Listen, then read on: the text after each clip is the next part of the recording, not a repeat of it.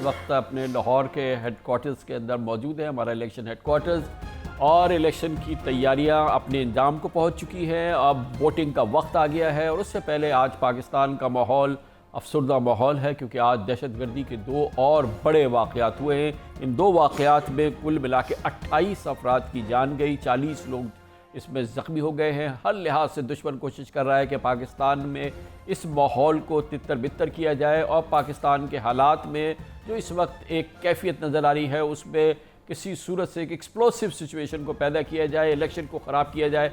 और इस माहौल के हवाले से आज का दिन बहुत ही ख़तरनाक, दो बड़े वाक़यात, और इन दोनों वाक़यात के अंदर तकरीबन 2 दर्जन से ज़ायद अमवात। इसके साथ ही इलेक्शन की तैयारियों के हवाले से तमाम मामलात मुकम्मल है। कल इलेक्शन के लिए वोटिंग का अमल होगा और कल का सबसे बड़ा अहम सवाल ये है कि कितने पाकिस्तानी अपने घरों से निकलते हैं, और वो इलेक्शन जिसके नताइज का एक आम अंदाज़ा है, अंदाज़ा क्या है बल्कि शायद इल्म है कि क्या नतीजा निकलने वाला है। बहरहाल इस हवाले से कितने लोग निकलते हैं, और इस सबसे बड़ा सहारा कल की टर्न आउट का पाकिस्तान तहरीक इंसाफ को होगा जो कि इस इलेक्शन में सरकारी तौर पे नहीं है, ना उसका नाम है, ना उसका निशान है, और ना ही उसके तमाम रहनुमा हैं, ना ही कोई उसकी इंतखाबी मुहिम हमने देखी, ना कोई जलसा, ना कोई जुलूस। लेकिन उसके बावजूद इस मैदान में PTI मौजूद है, और उसका अब तमाम सहारा इस बात पर है कि कितनी टर्न आउट होती है और उसमें कितने लोग इलेक्शन के लिए वोटिंग के लिए बाहर निकलते हैं, और उनमें से कितने लोग PTI के उम्मीदवार को पहचान पाते हैं और उसके बाद उसके निशान को पहचान पाते हैं और वो वोट दे। शायद ही पाकिस्तान के किसी इलेक्शन में किसी सियासी जमात के हामियों को वोट डालने के लिए इस इब्तला का कभी शायद सामना ना करना पड़ा हो, जिसका कि अब वो कर रहे हैं। इसी वजह से इस इंतखाबी माहौल के नताइज का अंदाज़ा लगाना ना मुश्किल है, और ना ही इसके बारे में कोई बहुत ही सोचो विचार की ज़रूरत है। पंजाब में जहाँ से इस वक्त हम बैठे हुए हैं, बज़ाहिर पाकिस्तान मुस्लिम लीग नून के लिए मैदान हमवार है। सामने कोई बड़ा हरीफ नहीं है, सामने कोई बड़ी क़ुव्वत नहीं है, सियासी क़ुव्वत नहीं है जिसका के मुकाबला करना हो। और इस लिहाज से जनाब नवाज़ शरीफ वापसी के बाद बहुत मुतहर्रिक ज़बरदस्त जलसे किए, और कल के इलेक्शन में पाकिस्तान मुस्लिम लीग नून को अगर इस सूबे में अक्सरियत हासिल नहीं होती तो ये एक बड़ी अचंभे की बात होगी। माहौल बहरहाल है, लेकिन ये सिर्फ अंदाजे की बात है जो कि इस वक्त हम आपके साथ कर रहे हैं। मगर आज का सबसे अहम दिन इस वक्त जो याद रहेगा वो इस हवाले से है कि दहशतगर्दी के 2 बड़े वाक़यात हुए, और एक रोज़ पहले बलूचिस्तान में दहशतगर्दों ने न सिर्फ ये कि खून की होली खेली है, आज पिशीन और खिला सैफुल्ला में एक घंटे के अंदर 2 धमाके हुए हैं और 2 दर्जन से ज़ायद मासूम शहरी अपनी जानों से उनकी जान गई है, जबकि 40 से ज़ायद अफराद ज़ख्मी हुए। दोनों धमाकों के इंतखाबी दफातर के बाहर किए गए हैं, और पहला धमाका इससे इलेक्शन में माफ़ कीजिएगा पिशीन में, जहाँ पर आज पिशीन में वैसे आपके इल्म में होगा मौलाना फजलुर रहमान भी इलेक्शन लड़ रहे, आज़ाद उम्मीदवार हैं असफद यार काकड़, उनके इंतखाबी दफ्तर के बाहर हुआ था जिसमें 18 शहादतें हो गई थी। हुकाम कहते हैं कि धमाका एक मोटरसाइकिल में धमाका खेज़ मवाद के ज़रिए किया गया, जबकि दूसरा धमाका किला सैफुल्ला में JUI के इलेक्शन के दफ्तर के बाहर किया गया, जिसमें 10 के करीब अफराद जाबाह होने की तस्दीक हो चुकी है। ज़िला इंतजामिया कहती है कि शदीद ज़ख्मियों को हेलीकॉप्टर के ज़रिए कोयटा मुंतकिल किया गया। बलूचिस्तान की निगरान हुकूमत ने सूबे में 3 रोज़ के शोक का ऐलान कर दिया है। आज ही चमन में भी JUIF के सीनियर रहनुमा हाफिज़ हमदुल्ला के घर पर दहशतगर्दी को निशाना बनाया गया, मगर इसमें हाफिज़ हमदुल्ला महफूज रहे। गुज़िश्ता रोज़ भी कोयटा और मकरान डिवीज़न के मुतादिद इलाकों में इंतखाबी दफातर और पोलिंग स्टेशन पर कम अज़ कम 9 दस्ती बम हमले किए गए थे, जबकि गुज़िश्ता हफ्ते चमन में अवामी नेशनल पार्टी के इंतखाबी दफ्तर के फायरिंग के नतीजे में तकरीबन ANP के एक रहनुमा समेत कई अफराद ज़ख्मी हो गए थे। इसी तरह मच्छ में सिक्योरिटी फोर्सेस ने 3 दिन की कार्रवाई में 24 दहशतगर्दों को हलाक किया था, और इस ऑपरेशन के दौरान 4 सिक्योरिटी एहलकारों ने जामे शहादत भी नोश किया। इसी तरह KP में गिरदी के दरगे वहाँ भी दहशतगर्दी अपनी पूरी क़ुव्वत से जारी है, और परसों वहाँ DI खान में पुलिस स्टेशन पर दहशतगर्दों ने हमले में 10 एहलकार शहीद कर दिए थे। गुज़िश्ता हफ्ते ही बाजौड़ में NA 8 के एक आज़ाद उम्मीदवार रेहान ज़ेब को कत्ल किया गया था। ये दहशतगर्दी की खबरनामा जो भी आपने सुना, ये पिछले चंद दिनों की वारदात है, और इससे आप अंदाज़ा लगा सकते हैं कि पाकिस्तान को इस वक्त इस इलेक्शन से पहले जिन ख़तरात का सामना है और जिस जिस मुसीबत का सामना है उसमें सबसे बड़ी मुसीबत जो है वो एक बार फिर दहशतगर्दी की फ़िज़ा है, वबा है, जो हमें चारों तरफ से ऐसा लगता है, ख़ास तौर पे केपी और बलूचिस्तान में हमें घेरे में ले रही है। दूसरी जानिब हमारे सामने मईशत के चैलेंजेस हैं और आने वाली हुकूमत के सामने ये दो हिमालयाई चैलेंजेस सामने होंगे। पहले तो दहशतगर्दी का सामना करना है और दूसरी जानिब मईशत का की जो इस वक्त की कैफियत है, यकीनन पिछले चंद महीनों के दौरान, 6 महीनों के दौरान निगरान हुकूमत के ज़माने में मईशत में हालात में बेहतरी हमने देखी है, काफ़ी बेहतरी देखने में आई है। इस्तेकाम की एक इब्तिदा सी होती नज़र आई है, लेकिन बहरहाल एक बड़ा लंबा सफ़र तय करना है और इसके लिए अब हमें ये देखना ये है कि इस पूरे माहौल के अंदर उस आने वाली हुकूमत कितनी मजबूत होती है, कितनी बड़ी क़ुव्वत उसके साथ होती है, कितनी उसकी पार्लियामेंट में अक्सरियत होती है और इस पूरे माहौल पे फिर डिपेंड करेगा कि उसकी कारकर्दगी क्या रहती है। पाकिस्तान में दहशतगर्दी के इन वाक़यात पर हमारे दारुल हुकूमत में, हमारी सिक्योरिटी फोर्सेस में क्या तशवीश है और इस हवाले से उनकी क्या सोच है, ये हमें बताएंगे। हमारे साथ मौजूद है मुमताज़ सीनियर सहाफ़ी एजाज़ सैयद इस्लामाबाद से। बहुत बहुत शुक्रिया एजाज़ सैयद साहब। बताइएगा कि हर लिहाज से ये बहुत ही सीरियस वाक़यात है। वैसे तो पिछले 10 साल में जो दहशतगर्दी के माहौल था उसके बाद जो हालात में बेहतरी रही, उसके बाद ये बदतरीन साल है, यानी कि 2022 के बाद ये बदतरीन साल है दहशतगर्दी के हवाले से। ये जो नए ताज़ा तरीन वाक़यात हुए इसमें इस्लामाबाद में कितनी तशवीश है?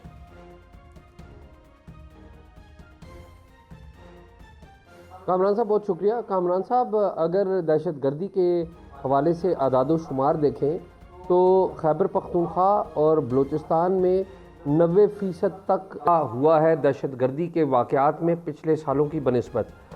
ये जो इलेक्शन है, इस इलेक्शन में इस्लामाबाद में जो रिपोर्ट्स मौसूल हो रही हैं, जो सबसे बड़ा अदारा है नेशनल काउंटर टेररिज्म अथॉरिटी और फिर वजारत दाखिला जो कि सिक्योरिटी को ओवरऑल देखते हैं, यहाँ पर जो रिपोर्ट्स यहाँ पर मौसूल हो रही हैं उनके मुताबिक जो बड़ा चैलेंज है वो खैबर पख्तूनख्वा और बलूचिस्तान में ही है। और ये वो जगह है जहाँ पर कालदम TTP भी बड़ी एक्टिव है, दाइश भी बड़ी एक्टिव है। साथ ही साथ जो बलूचिस्तान के इलाके हैं वहाँ पर BLA और BLF जो है उनकी एक्टिविटी भी नोट की जा रही है और वो जो यहाँ पर रिपोर्ट्स आ रही हैं उनके मुताबिक ये जो बड़े चैलेंजेस हैं वो ये हैं। और अब कल के हवाले से क्या एंटिसिपेशन है, क्या कोई थ्रेट अलर्ट है, कोई और इस हवाले से क्या सिक्योरिटी फोर्सेस के पास मालूमात है और क्या इंस्ट्रक्शंस जारी हुई हैं IG पुलिस को तमाम चारों सूबों में और दूसरे जो पैरामिलिट्री फोर्सेस हैं, 3 टियर की हमारी कल सिक्योरिटी एक कार्डन होगा, तो कल के हवाले से क्या कोई तशवीशनाक बात तो नहीं है? कामरान साहब, यूँ तो पूरा मुल्क ही हाई अलर्ट पर है, लेकिन खुसूसी तौर पर हदायत जारी की गई हैं इलेक्शन के हवाले से भी। और खैबर पख्तूनख्वा और बलूचिस्तान में तो बार बार एक दिन में मेरी इतलात के मुताबिक बलूचिस्तान के अंदर कमो बेश 12 अलर्ट्स जो हैं वो एक दिन में जारी हुए हैं। एक ही दिन के अंदर 12 मुख्तलिफ अलर्ट जारी हुए हैं। इसी तरह खैबर पख्तूनख्वा में भी एक दिन के अंदर मल्टीपल अलर्ट्स जो हैं खैबर पख्तूनख्वा के लिए वो जारी हुए हैं।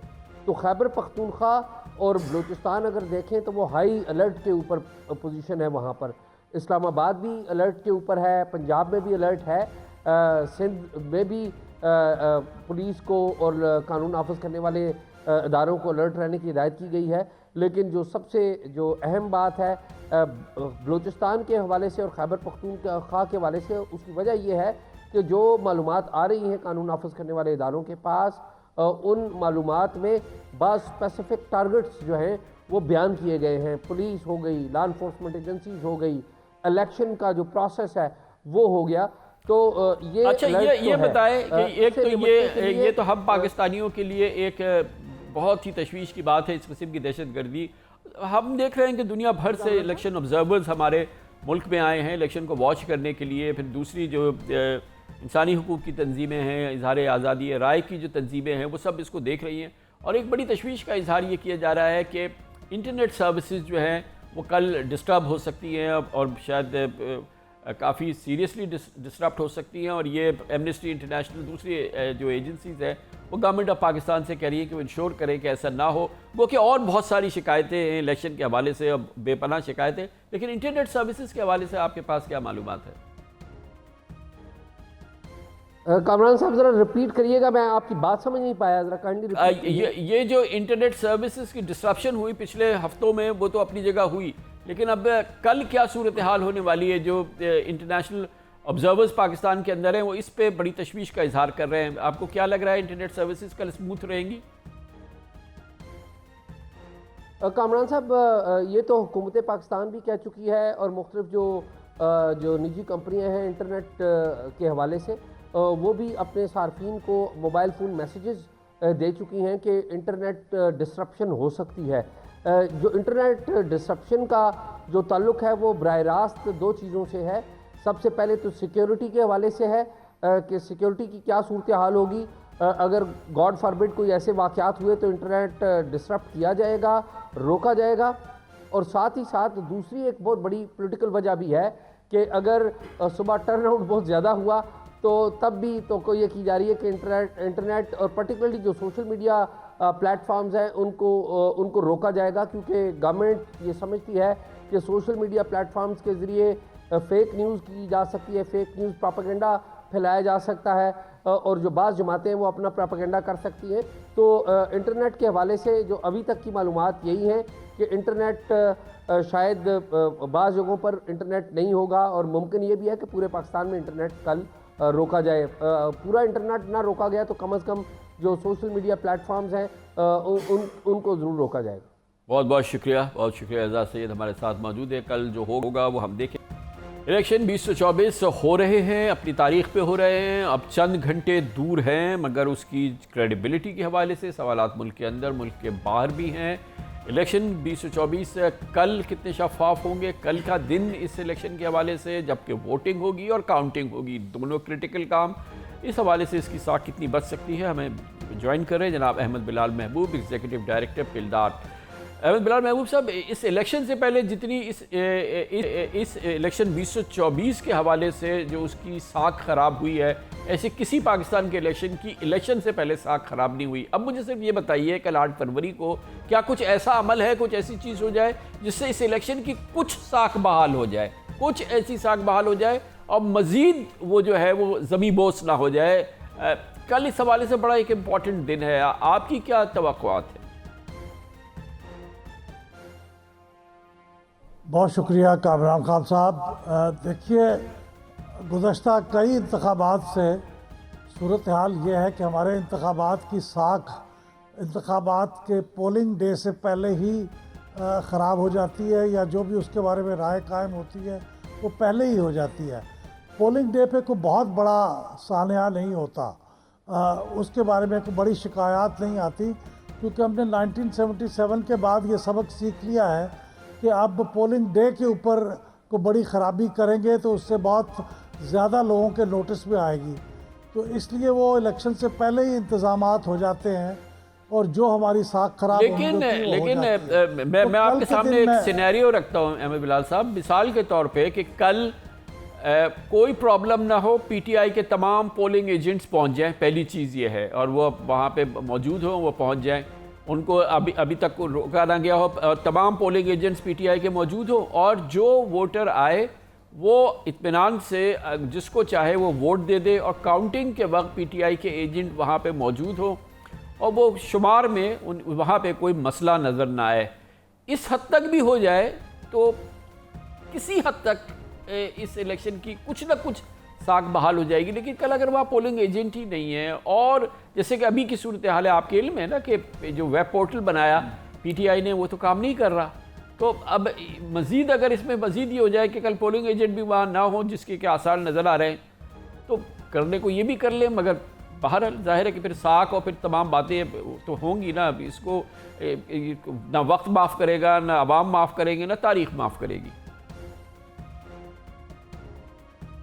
देखिए, पोलिंग एजेंट के ना होने से भी फ़र्क वाक़ई होगा, लेकिन अब मामूल के इलेक्शन में भी हमारी किसी पार्टी के पोलिंग एजेंट्स को 30% से ज़्यादा नहीं होते, कुछ 40% हो जाते हैं, बहुत भी अच्छे हों तो।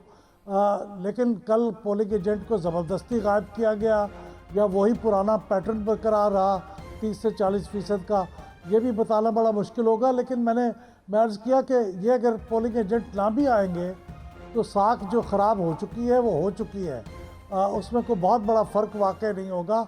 अब सारा फोकस होगा गवर्नमेंट फॉर्मेशन के ऊपर। कल अगर कोई बहुत बड़ा सालिया ना हुआ तो मेरा ख्याल ये इंतखाबात का मरहला गुजर जाएगा। बिल्कुल गुजर जाएगा। प्रोफेसर डॉक्टर रसूल बख्श रईस साहब, ये फरमाइएगा क्रेडिबिलिटी की जहाँ बात हो रही है, हमने ये देखा कि जो प्री इलेक्शन जो तमाम मामलात होते रहे हैं, जो भी उसके दोहराने की ज़रूरत नहीं है, मगर मैंने देखा कि इंटरनेशनल कम्युनिटी तो ख़ास तौर पे बिल्कुल वेस्ट बिल्कुल खामोश रहा है। वेस्टर्न मीडिया ने भी कोई उस पर किसी किस्म की, जो PTI के साथ सारी सूरत हाल हुई in the run up to the election, कोई ऐसी आवाज़ नहीं। पिछले 1-2 दिन के अंदर जो है ये हमने कुछ आवाज़ें सुनी हैं, ज़रूर सुनी है 2-3-4 दिन के अंदर। लेकिन जैसे भी इलेक्शन हो रहे हैं, जो भी इसका आउटकम हो रहा है, पर्सनली मुझे नहीं लगता कि इसका कोई चैलेंज है इंटरनेशनल क्रेडिबिलिटी के हवाले से। फॉर वॉट एवर रीज़न दुनिया इज़ नॉट इंटरेस्टेड। क्या है, वो ये सिर्फ चाहते हैं कि इलेक्शन हो जाए, बस आप कह दो आपके यहाँ इलेक्शन हो गए, काम चल जाएगा।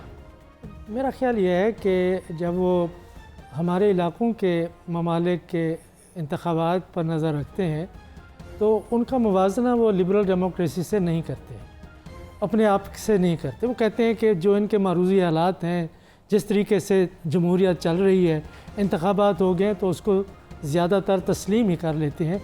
अगर तशद्दुद के वाक़यात नहीं होते, अगर कोई ऐसी तहरीक नहीं चलती जिससे कि आइंदा बनने वाली हुकूमत का वजूद ख़तरे में पड़ जाए, कि उस किस्म के हालात पैदा नहीं होते जिस तरह से कि 1977 के इलेक्शन के बाद हुए थे, तो दुनिया उसकी जायज़ियत को मान लेती है।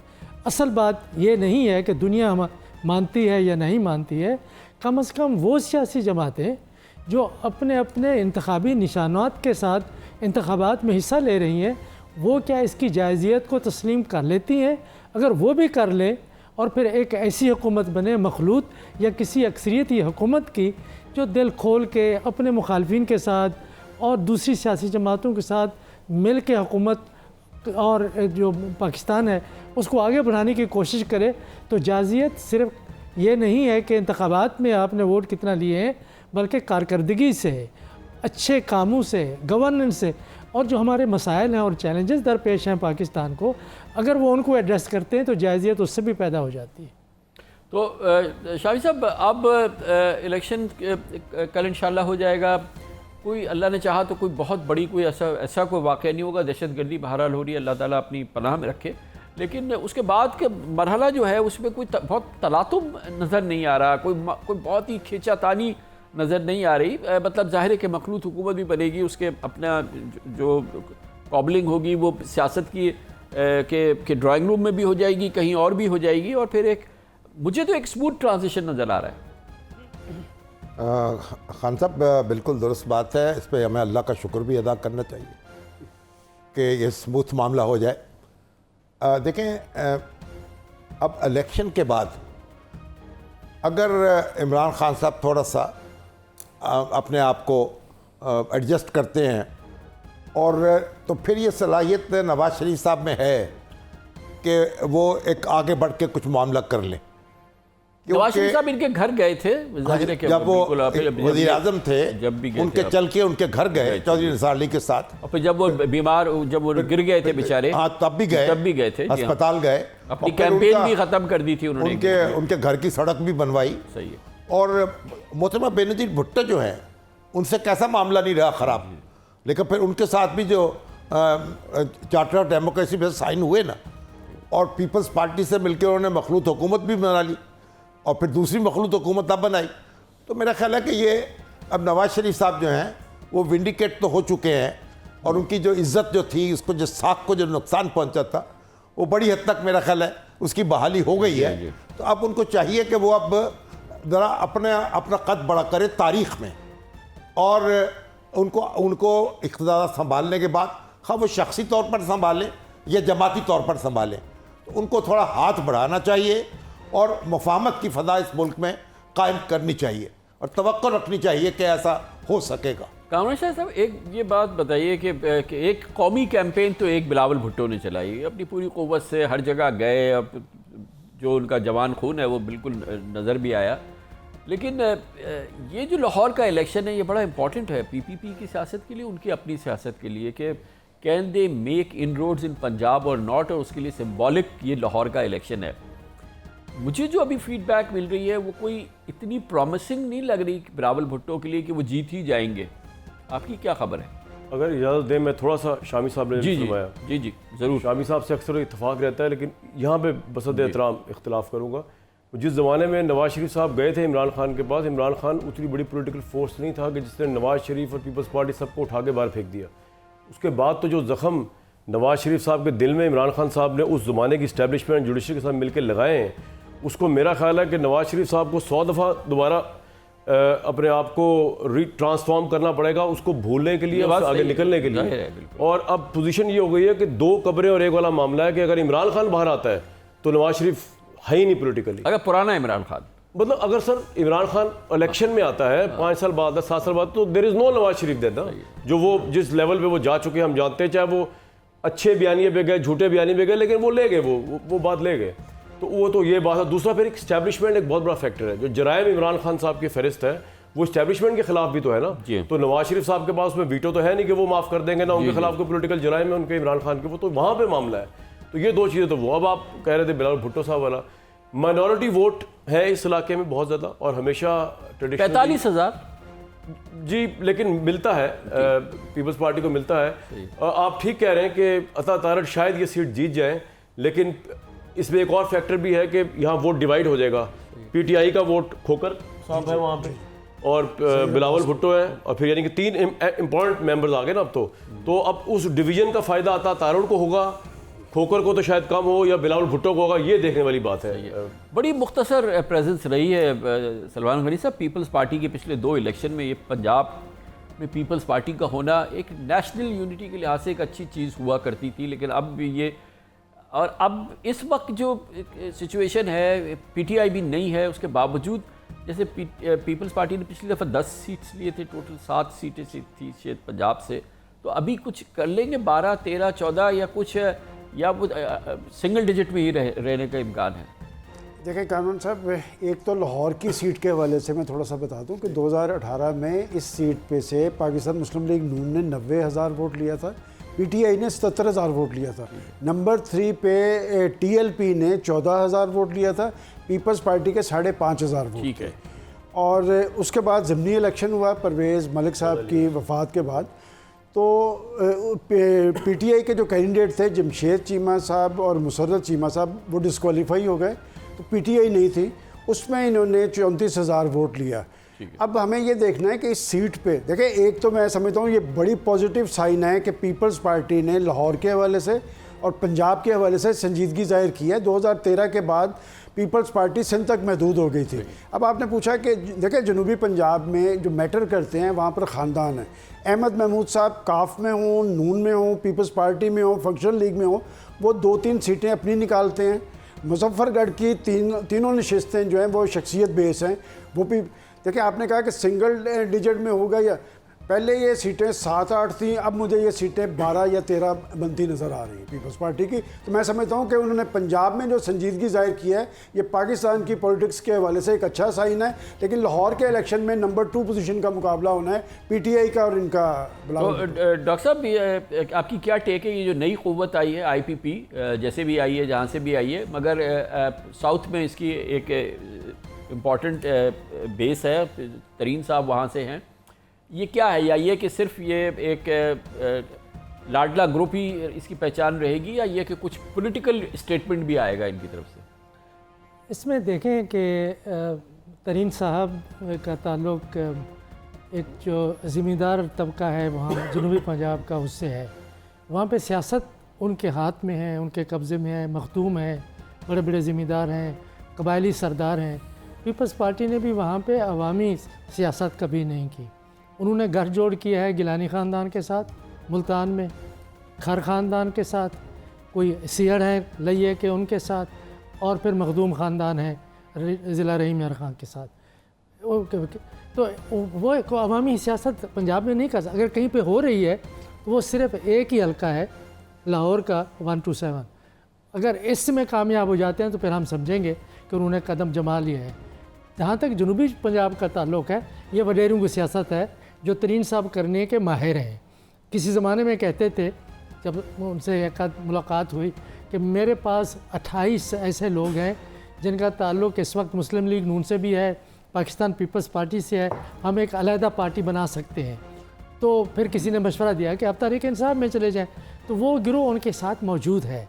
लेकिन उसके साथ साथ जो एक सोशल मीडिया है, पाकिस्तान में मीडिया ने, जो मेन स्ट्रीम मीडिया, उसने लोगों में शऊर पैदा किया है। तो पार्टीज़ का भी अपना एक वोट वहाँ पैदा हुआ है। लोग ये नहीं चाहते कि सिर्फ आज़ाद हो के अपनी ख़ानदानी और समाजी हैसियत की बुनियाद पर इलेक्शन लड़ें, बल्कि पार्टी का सिंबल, पार्टी का झंडा, पार्टी का निशान उनके लिए निहायत ही ज़रूरी होता है। तो तरीन साहब देखते हैं कि कितने सीटें निकाल लेते हैं। ये कि दिलचस्प बात है कि जिस अंदाज से ये जन्म लिया IPP ने शामी साहब, और फिर अपने पहले तकरीबन पहला दूसरे बयान है तरीन साहब ने मिनवन तमाम माजी को भूल के, और बड़ा अभी कामरान शाही साहब ने नेल्सन मंडेला का नाम लिया था, नेल्सन मंडेला उन्होंने अपनी एक सोच दिखाई, उन्होंने नवाज़ शरीफ और शहबाज शरीफ की क़यादत को पहले ही तस्लीम कर लिया है। मैं आपको सुनाता हूँ क्विकली कामरान शाही साहब, अगर मुझे नवाज़ शरीफ को, शहबाज शरीफ को वोट देना है तो मैं आपने उसके पास जाना है तो मैं आपको क्यों वोट दूँ, डायरेक्ट उसी को जाके दे दूँ ना। आप मेरा वोट लेके वहाँ पहुँचाएंगे, और आप भूल गए कि नवाज़ शरीफ के बारे में आप क्या कहते थे, शहबाज शरीफ के। तो ये कौन सी सियासत है? मुझे अगर आपने नवाज़ शरीफ तक मुझे मेरा वोट पहुँचाना है तो मैं खुद पहुँचा देता हूँ। सर ये एक ग्रुप है जो बड़ा ज़रूरी है रखना इसको कायम, क्योंकि नवाज़ शरीफ साहब को भी तो कंट्रोल में रखना है ना।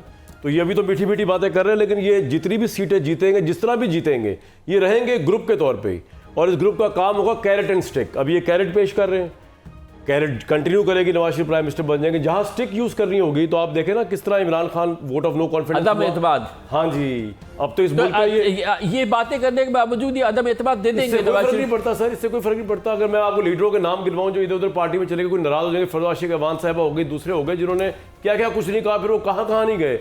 तो इस मुल्क में मोरालिटी का उस तरह का स्टैंडर्ड नहीं जज किया जाए लोगों को। साहब जानते हैं इस बात को। कामरान साहब, अगर आप पाकिस्तान तहरीक इंसाफ का टेक ऑफ देखें ना, तो उसमें ये तरीन फैक्टर बड़ा इंपॉर्टेंट था।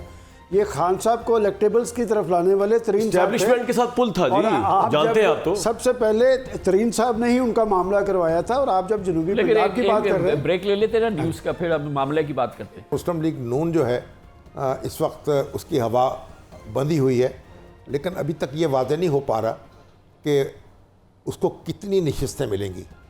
क्या वो सिंपल मेजॉरिटी हासिल कर लेगी या उसे कोलिशन बनानी पड़ेगी। और लेकिन जब आप ये गुफ्तगू फरमा रहे हैं तो आप सूबाई हवाले से कर रहे हैं या वफाकी हवाले से कर रहे हैं, या ये आपका इबाम जो है दोनों जगहों पर है? नहीं, वफाकी हवाले से कर रहा हूँ। वैसे सूबे में उतना अभाम नहीं है जितना वफाक में है।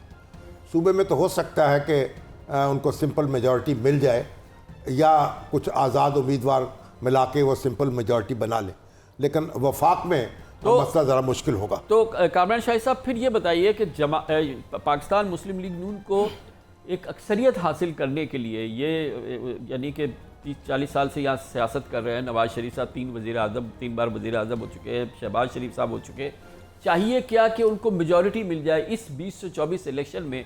जो सबसे बड़ा हरीफ है वो तो फारिग कर दिया गया है, हर लिहाज से ग्राउंड लेवल है, हर लिहाज से कोई लेवल प्लेइंग फील्ड नहीं है, मगर उनके लिए तो ग्राउंड बिल्कुल लेवल है।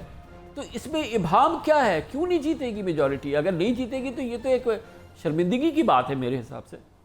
अगर 120 सीट्स नहीं लेती PMLN, अब इतना कुछ होने के बावजूद कि उनके कदमों तले फूल हैं, हर तरफ से फूल हैं, हर इदारे की तरफ से फूल हैं, हर तरफ से उनको दे आर द बेनिफिशरी।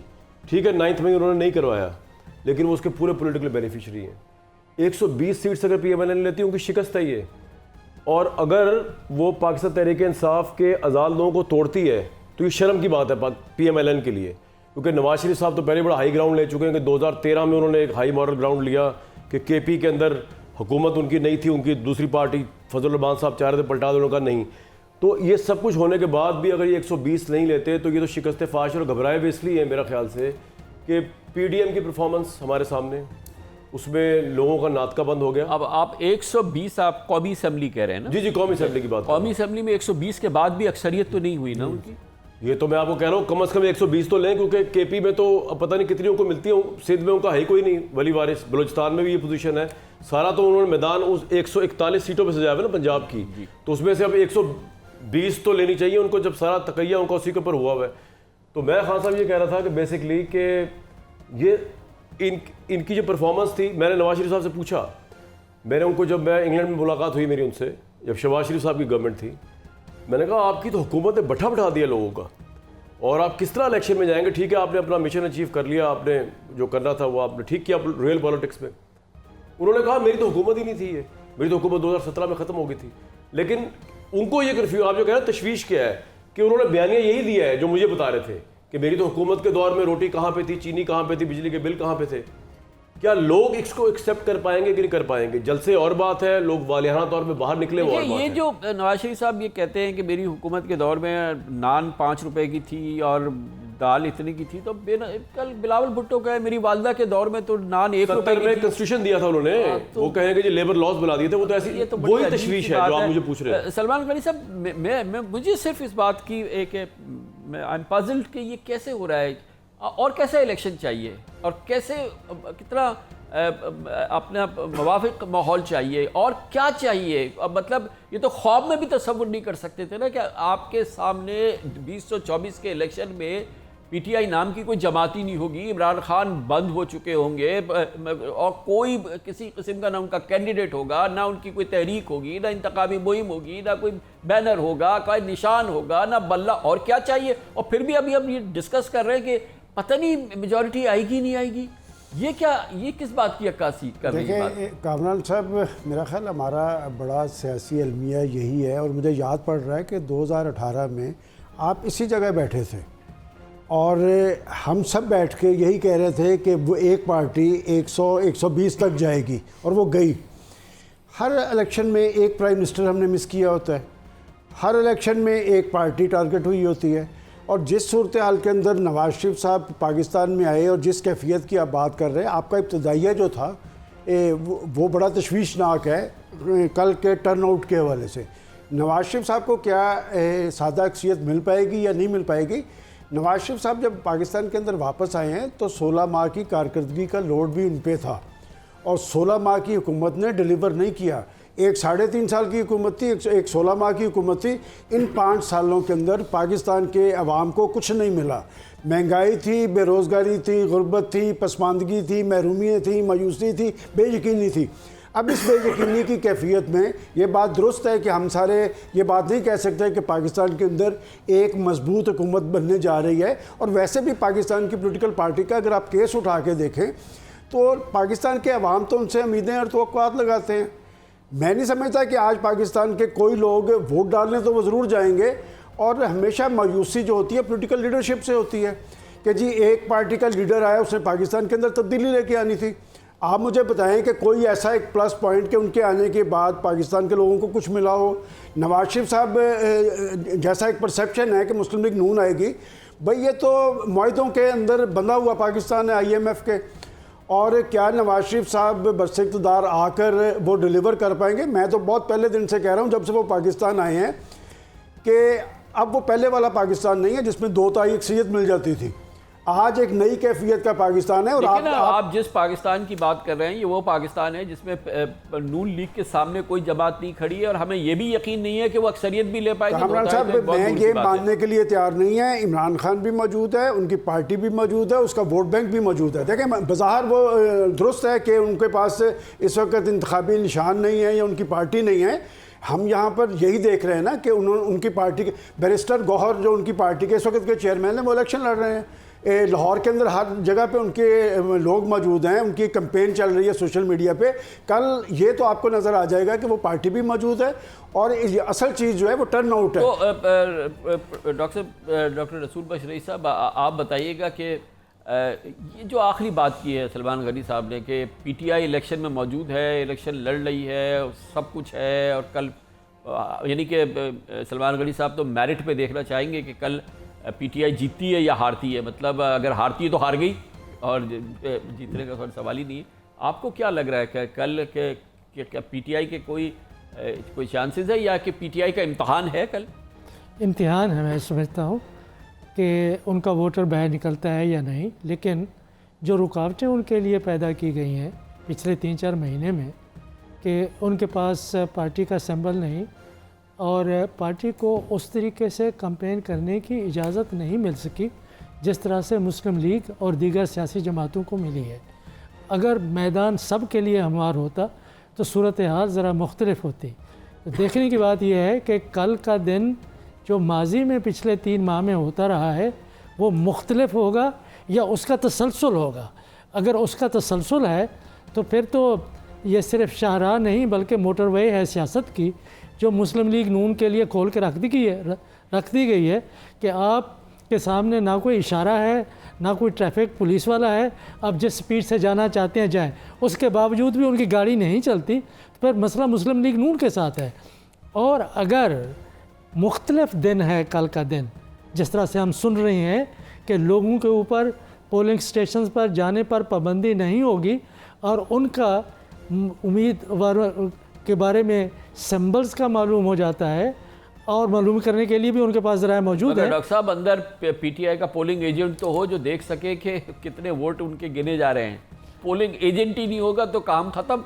देखें, ये तो कल का देखते हैं कि कल का दिन मुख्तलिफ है या तसलसल है।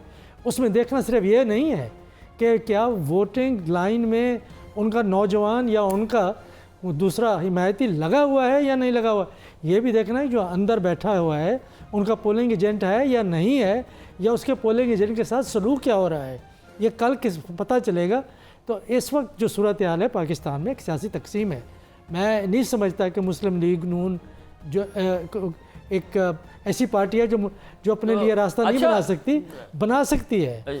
इसकी अगर कोई वाज़ेह तौर पर कोई पार्टी अक्सरियत ले सकती है तादाद के लिहाज से, ये नहीं है कि कतई अक्सरियत है बल्कि अददी अक्सरियत है, तो वो मुस्लिम लीग नून ही हो सकती है क्योंकि रास्ता उसके लिए हमारा रखा गया है। शाही साहब, ये जो सुर्ख कालीन बिछाया गया है मुस्लिम लीग नून के लिए और ये तमाम जो माहौल बनाया गया है, ये जो बागो बहार कैफियत पैदा की गई है इसी इलेक्शन के हवाले से, तो ये क्या ऐसे ही तो नहीं है ना, इसके एवज़ कुछ मुस्लिम लीग नून को भी तो देना होगा। ये सब कुछ आपको एक ही तरफ से मिलता रहे, आखिर आपने भी तो कुछ देना है ना। नवाज शरीफ साहब ने कुछ कहा तो होगा कि अच्छा आप ये देंगे तो हम देंगे, गिव एंड टेक ही होता है ना सर। देखिए, मेरा ख्याल है कि हम ये समझ रहे हैं कि पाकिस्तान जो है वो आज कायम हुआ है और उसकी तारीख़ आज से शुरू हो रही है। हम उसके माजी से यकसर अपने आप को अलग करके अज़ार ख्याल कर रहे हैं। पाकिस्तान की एक तारीख़ है, 2018 में चले जाएं, फिर 2013 में चले जाएं, फिर 2008 में चले जाएं, फिर 1999 में चले जाएं। ये नवाज शरीफ साहब जो हैं उनके साथ जो कुछ हुआ है वो भी तो हमारी तारीख़ का हिस्सा है ना। उनकी हुकूमतें कितनी दफ़ा ख़त्म हुई, उम्र कैद की सज़ा हुई, मुल्क बदली हुई, यहाँ वापस आए, फिर मुस्लिम लीग नून के ऊपर क्या क़यामत गुजरी है 2013 के बाद। कितने लीडर उनके जेल में गए हैं, कितनी उन्होंने कैदें काटी हैं और किस तरीके से। और फिर उसके बावजूद आप देखें कि 2018 का जो इलेक्शन था उसमें सिंपल मेजॉरिटी नहीं मिल सकी तहरीक इंसाफ को, मुस्लिम लीग नून के हाथ पांव बांधने के बावजूद। इसलिए ये हमारा एक तसलसल है, उसमें किरदार बदलते रहते हैं और ये तसलसल जो है वो जारी है। और अब ये तसलसल जो है ये हमेशा हमें एक मखलूत हुकूमत की जानिब धकेला करेगा। अब वो 2/3 अक्सरियत या वाज़ेह अक्सरियत और 2/3 अक्सरियत में जो जहनी कैफियत होती है जब नून लीग की हुई और फिर उस हवाले से बड़ी बातचीत भी हुई। अभी भी आप हजरात के अलावा भी अगर मैं आपको सुनाऊँ तो जो हमारे दूसरे लोग जो हैं जो कि इन चीज़ों को समझते हैं उनकी राय यही है। ज़रा सुनाइए, दिखाइए ज़रा।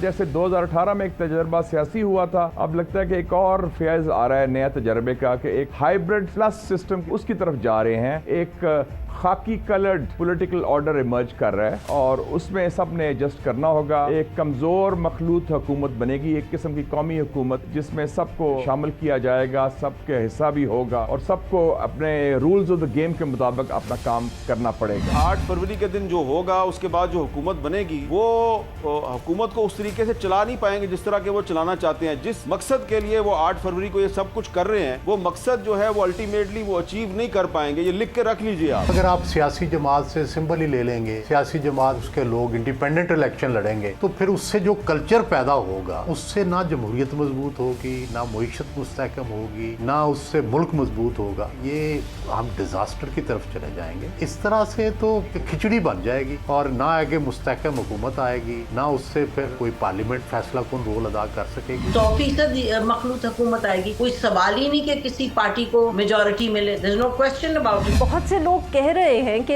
एक किसी जमात की सिंपल मेजॉरिटी नहीं आएगी, कोalition गवर्नमेंट हो। 2022 के बाद भी तो यही फिर नेशनल गवर्नमेंट ही नहीं थी, उसमें सभी जमातें मौजूद थी सिवाय एक जमात के। फिर जैसे वो हुकूमत चली थी, आई सपोज हम कह सकते हैं कि आने वाले दिनों में भी फिर वो हुकूमत वैसे ही बनेगी या वैसे। अच्छा, ये वैसे गुफ्तगू होती है कामरान शाहिद साहब, ये इसमें एक तशवीश का पहलू होता है कि मखलूत हुकूमत होगी, हाइब्रिड हुकूमत होगी। मुझे तो इसमें बड़ा सुकून होता है कि ये तो अच्छी बात है कि एक हुकूमत अपनी मुतलक़ुल अरानी ना दिखाए और एक कौमी टाइप की, कौमी ना हो, कौमी टाइप जैसी एक हुकूमत हो, उसमें बाकायदा जो फ़ौज की इनपुट है वो अपनी जगह हो, और आज के ज़माने में SIFC हो और ये एक जमहूरी हुकूमत हो और उसमें मखलूत हुकूमत हो, तो it's a good deal for Pakistan. इसमें क्या है, ये तो बड़ी अच्छी बात है। अगर ऐसा हो जाए तो बहुत अच्छी बात है कि ये सब मिल के चले। और इस बार बहरहाल हमें ये देखना होगा कि 6 आर्मी चीफ्स के साथ जनाब नवाज शरीफ की नहीं बनी, 7वें आर्मी चीफ के साथ बन जाए, बस ये इस बात की तमन्ना। बाकी तो वेल एंड गुड जी, मैं तो I am very okay with this, ये तो बहुत अच्छी बात है। कॉम्प्रोमाइज गवर्नमेंट होगी, हो जाए जी कॉम्प्रोमाइज, पाकिस्तानियों का भला हो। ठीक है, कॉम्प्रोमाइज़ गवर्नमेंट होगी और उस कॉम्प्रोमाइज़ गवर्नमेंट में सबसे बड़ा इम्तिहान नवाज शरीफ साहब का होगा, जो आपने भी इंडिकेट किया 6-7 आर्मी चीफ्स का। तो बेहतर उनके लिए ये होगा कि वो खुद प्राइम मिनिस्टर बने ही ना, ताकि उन पर वो जिम्मेदारी ना आए। क्योंकि शहबाज शरीफ साहब को तो हमने देखा 16-17 माह के अंदर, वो तो जिस तरह लेटे हैं, तो वो उनके लिए उनकी सरिश्त और उनकी पॉलिटिकल कन्विक्शन के हिसाब से ऐन इबादत है कि इस तरह चलना। नवाज शरीफ साहब के लिए बड़ा इम्तिहान हो सकता है कि अगर वो एक इस तरह कॉम्प्रोमाइज़ करके आएँ और उसके बाद फिर वो हिंदुस्तान के साथ ताल्लुकात कैसे रखना चाहेंगे, अगर कॉम्प्रोमाइज़ में होंगे तो कैसे रखेंगे, इदारों के साथ ताल्लुकात कैसे होंगे, इकॉनमी में कितनी पावर इदारों को देना चाहेंगे। ये तो अभी तक शहबाज शरीफ साहब निगरान दौर तक था ना SIFC जो आप फरमा रहे हैं। जब नवाज शरीफ आएंगे तो वो क्या करेंगे, फिर उनके ज़हन में शायद ये भी होगा कि इस कॉम्प्रोमाइज़ के बजाय मैं इल्ज़ाम क्यों अपने मुंह पे लूँ, शहबाज शरीफ को प्राइम मिनिस्टर बना देता हूँ और अपनी बेटे के लिए राह हमवार करता हूँ, उसको पंजाब का CM बना। तो इतनी फ्यूचर प्लानिंग होगी पूरी। सलमान गनी साहब, इतनी वुसअत क़ल्बी आपको नवाज शरीफ साहब की नज़र आ रही है जिन मुलाकातें हो रही हैं। एक तो मैंने एक बड़ी इंपॉर्टेंट बात ये देखी कि किसी तकरीर में उन्होंने सिविलियन सुप्रीमेसी, जो उनका बड़ा ज़बरदस्त नारा होता था, वो इस दफ़ा उन्होंने नहीं लगाया, उसका जिक्र तक ना किया। उन्होंने उस लिहाज से आईनी बालादस्ती की बड़ी बातें करते थे, वो भी अभी नहीं की। उन्होंने ये भी बड़ा, मैंने देखा कि वो अब निजी गुफ्तगू में कह रहे हैं भाई फ़ौज के बगैर कैसे चला जाएगा, भाई अच्छा है फ़ौज साथ हो, SIFC अच्छा हो, जो निजी गुफ्तगू के हवाले से ज़ाहिर है कि पॉलिसी का हमें नहीं पता। तो इस मूड के साथ क्या वो नवाज शरीफ बदल जाएगा जो 6 आर्मी चीफ्स के साथ रहा? और दूसरी बात ये कि क्या इतनी वसअतुल क़ल्ब है कि भाई मैं अब बाबाए सियासत हूँ, मैं बाबाए नून लीग में ऊपर बैठूँगा और आप लोग चलाएं, कोई प्राइम मिनिस्टर शहबाज शरीफ हो जाए, कोई हो जाए, साहबजादी अगर हो जाए पंजाब की वज़ीर आला मरियम, तो वो ठीक है। या ये कि वो नवाज शरीफ होंगे जो चाहेंगे कि भाई मेरी बारी है, मैंने तकलीफ़ उठाई है, मैं चौथी बार वज़ीर आज़म बनूंगा और मेरी बेटी ने भी उठाई है, बेटी मेरी वज़ीर आला पंजाब बनेगी। माइंडसेट क्या है नवाज शरीफ? देखिए कामरान साहब, नवाज शरीफ साहब एक बदली हुई सूरत हाल में पाकिस्तान में वापस आए हैं और वो खुद बदले हुए हैं या नहीं? नहीं, देखिए बात ये कि nature can not be change. ओहो, बात ये कि असल में हमारा जो सिस्टम चल रहा है इसमें ऐसे पॉलिटिशियंस की गुंजाइश नहीं। सबसे आइडियल तो ख़ुद इमरान खान साहब थे, वो तो 1 पेज की गर्दान करते थे। उस 1 पेज के साथ क्या हुआ, देखिए हम ये कहते हैं जी मखलूत गवर्नमेंट, मैं ज़ाती तौर पे ये समझता हूँ कि जिस तरह की मखलूत गवर्नमेंट माजी में बनी है या अगर बनने जा रही है, उसमें जवाबदेही किससे आप करेंगे कि वो जो मंशूर है, वो जो लीडरशिप है, वो जो एक डिलीवरी की बात है कि 13 पार्टीज़ की हुकूमत थी, बिलावल भुट्टो जरदारी साहब ने हिस्सा बहसीत जुस्सा तो पूरा लिया और वो भी 16 माह की हुकूमत को टारगेट करते नज़र आ रहे हैं। बात यह कि पाकिस्तान के अंदर एक मजबूत हुकूमत बननी चाहिए ताकि वो जवाबदेही उसकी हो। दूसरी बात यह कि जो सूरत हाल बना दी गई है, जो 2018 में जिन्हें लाया गया था, उन्होंने भी तो इदारों को बहुत ज़्यादा एम्बेरस किया और आपके ख्याल में सिर्फ एक पार्टी एम्बेरस हुई है? 29 ये 9 मई के वाक़यात में सिर्फ तहरीक इंसाफ नहीं डैमेज हुई, पाकिस्तान की सारी पॉलिटिकल लीडरशिप को दफाई माज पे लाके खड़ा कर दिया। पॉलिटिकल पार्टीज़ का तो केस ही नहीं रहा। देखें, माजी के अंदर पाकिस्तान का पॉलिटिशियन जो है डिक्टेटरशिप को चैलेंज करता था। आज ये कैफियत हुई कि आपने खुद कहा कि जी नवाज शरीफ साहब अपनी निजी गुफ्तगू में कहते हैं कि जी फ़ौज को साथ लेकर चलना चाहिए।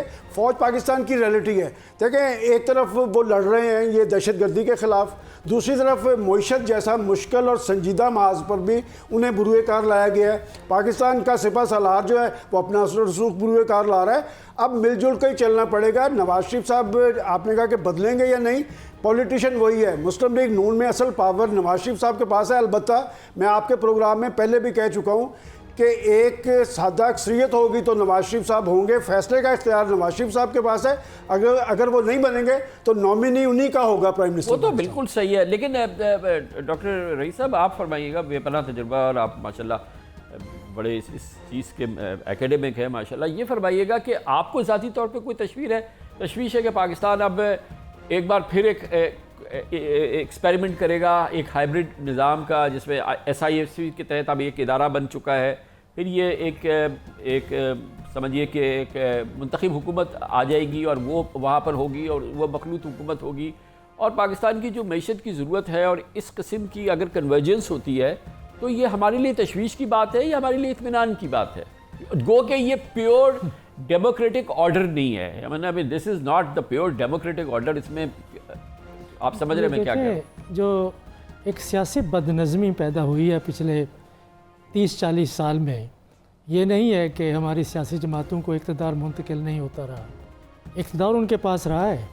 उस इक़्तिदार के साथ उन्होंने क्या किया है, उसमें पाकिस्तान पीपल्स पार्टी भी है, मुस्लिम लीग नून भी है, तहरीक इंसाफ भी है।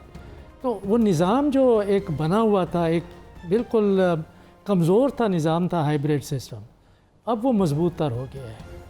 अब इस वक्त के मरूज़ी हालात के तनाजुर में आप इस निज़ाम को क्या ख़त्म करके पाकिस्तान को आगे ले जा सकते हैं?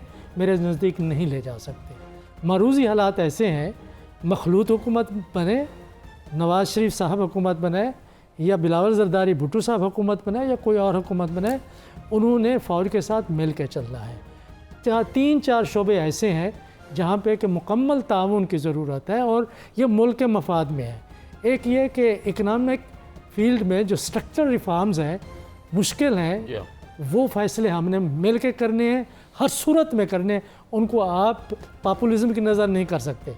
दूसरा ये है कि जो कलीदी हमारे खारजा ताल्लुकात हैं उन पर एक तनकीदी जायज़े की ज़रूरत है, एक असेसमेंट की ज़रूरत है कि क्या हम पैराडाइम शिफ्ट कर सकते हैं या नहीं कर सकते हैं। वो फ़ैसला भी मिल के मैं समझता हूँ कि हमारे सलामती के इदारों और सियासी जमातों ने जो भी इक़्तिदार में हो उसने मिल के करना है। तीसरी बात यह है कि मुल्क को आपने एक आइनी और जमहूरी अंदाज में चलाना है, लेकिन साथ साथ जो इस वक्त मुल्क में जो ताकत का तवाज़ुन बन चुका है उससे निकलने के लिए आपने तसादुम, तनाव, कशीदगी और लड़ाई झगड़े से काम नहीं लेना, बातचीत से काम करना है।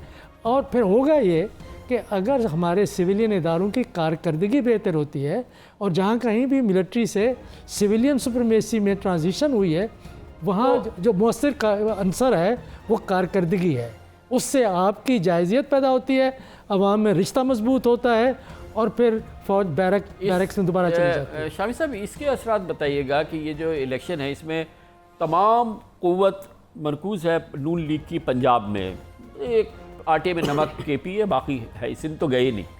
फिर बिलावल भुट्टो ने कैंपेन ज़रूर चलाई, लेकिन हम जो ग्राउंड पे सिचुएशन देख रहे हैं अभी भी उनकी जो क़ुव्वत मुझे नज़र आ रही है वो सिर्फ अंदरूनी सिंध है। शहरी सिंध में भी मेरे अंदाजे के मुताबिक कल उन्हें एक टफ मुकाबले का सामना करना पड़ेगा और एक बार फिर मुझे MQM अपनी पूरी क़ुव्वत के साथ उभरती हुई नज़र आ रही है। अब KP की एक अलग सिचुएशन है, वह एक फ्रेगमेंटेड निज़ाम और बलूचिस्तान का अंदर ये मुल्क की यकजहती के हवाले से ये जो कैफियत है ये आपको कैसे लग रही है और कितना इम्पॉर्टेंट है इस हवाले से कि कल एक बहुत इम्पॉर्टेंट इलेक्शन जो है, बिलावल भुट्टो लाहौर से इलेक्शन लड़ रहे हैं, कि वो इलेक्शन जीते हैं या नहीं, ये भी एक बहुत बड़ा एक सिम्बॉलिक डेवलपमेंट होगी। तो ये जो तकसीम है इस वक्त पोलराइजेशन की इस फ़ज़ा में, एक जमात आउट है, इस पर आपकी क्या राय है? देखिए खान साहब, बुनियादी बात यह है कि हमें आगे बढ़ना है, वजह और आगे बढ़ने का कोई रास्ता नहीं है इसके सिवा के इलेक्शन हो इसमें। वजह हमारे पास कोई ऑप्शन नहीं है। तो इसलिए वो जो नवाज़ रसूलुल्लाह खान साहब एक शेर पढ़ा करते थे कि आने वाले किसी तूफ़ान का रोना रोकर ना खुदा ने मुझे साहिल पे डुबोना चाहा, तो हम अपने आप को साहिल पे तो डुबो नहीं सकते। इसलिए जो भी मुश्किलात हैं और जो भी सूरत हाल है, देखिए इस वक्त हम कोई आइन साजी नहीं करने जा रहे। हमारा एक कॉन्स्टिट्यूशनल स्ट्रक्चर मौजूद है, उसके अंदर हमें हुकूमत साजी करनी है। तो इसलिए अगर यानी ये जो जमातें हैं ये पूरे मुल्क में अगर नहीं फैली हुई हैं, उसमें तशवीश की बात नहीं है। मैं इसका मतलब ये कि ये जो इस वक्त कॉन्फ़िगरेशन है, इसके लिहाज से मैं ये पूछना चाह रहा हूँ, जो मुझे लग रहा है कि ये इस वक्त ज़रूरत है हमारी कि मखलूत हुकूमत हो। हाँ जी, ये शदीद ज़रूरत है। इसलिए कि मुस्लिम लीग नून ने भी देखिए MQM से एक मामला कर लिया हुआ है, इसी तरीके से जमीयत उलमा इस्लाम से भी मामला कर लिए, इसी तरह बलूचिस्तान में भी उन्होंने कई जमातों के साथ अपना एक इत्तेहाद कायम किया है। तो उनको भी ये एहसास है कि मखलूत हुकूमत कायम होनी है। देखिए मखलूत हुकूमत जहाँ कमज़ोर होती है ना, वहाँ ताकतवर भी होती है। यानी उसको आखिर 12, 13, 7, 8 जमातों की सपोर्ट भी तो हासिल होती है ना। तो अंडर दी सर्कमस्टांसेस जो भी सूरत हाल होगी, एक हुकूमत कायम होगी, उसको आवाम का एतमाद हासिल होगा। यानी इसके आज जो निगरान हुकूमत है उससे बदरजा बेहतर होगी अपनी रूट्स के एतबार से, और फिर उसको हमारी फ़ौजी क़यादत के साथ मिलकर आगे चलना होगा और मुल्क को मुआशी भंवर से निकालना होगा। तो ये मेरा ख्याल इसके अलावा हमारे पास कोई दूसरा चारा नहीं है। कामरान शाहिद साहब ये बताइएगा कि एक अभी जुमला आया शामी साहब की तरफ से कि आवाम का एतमाद हासिल होगा, फिर शामी साहब ने अज़राए करम फ़ौरन तस्दीक की कि जो भी इस वक्त के हालात के लिहाज से, क्योंकि ज़ाहिर है कि अवामी एतमाद के हवाले से एक बड़ी सियासी जमात के को ना वो आज़ादी है ना उस लिहाज से वो वोट दे पा रहे हैं, इसका एहसास होगा आने वाली हुकूमत को। बिकॉज़ ये बात भी की जा रही है कि हमें एक हीलिंग टच की ज़रूरत है।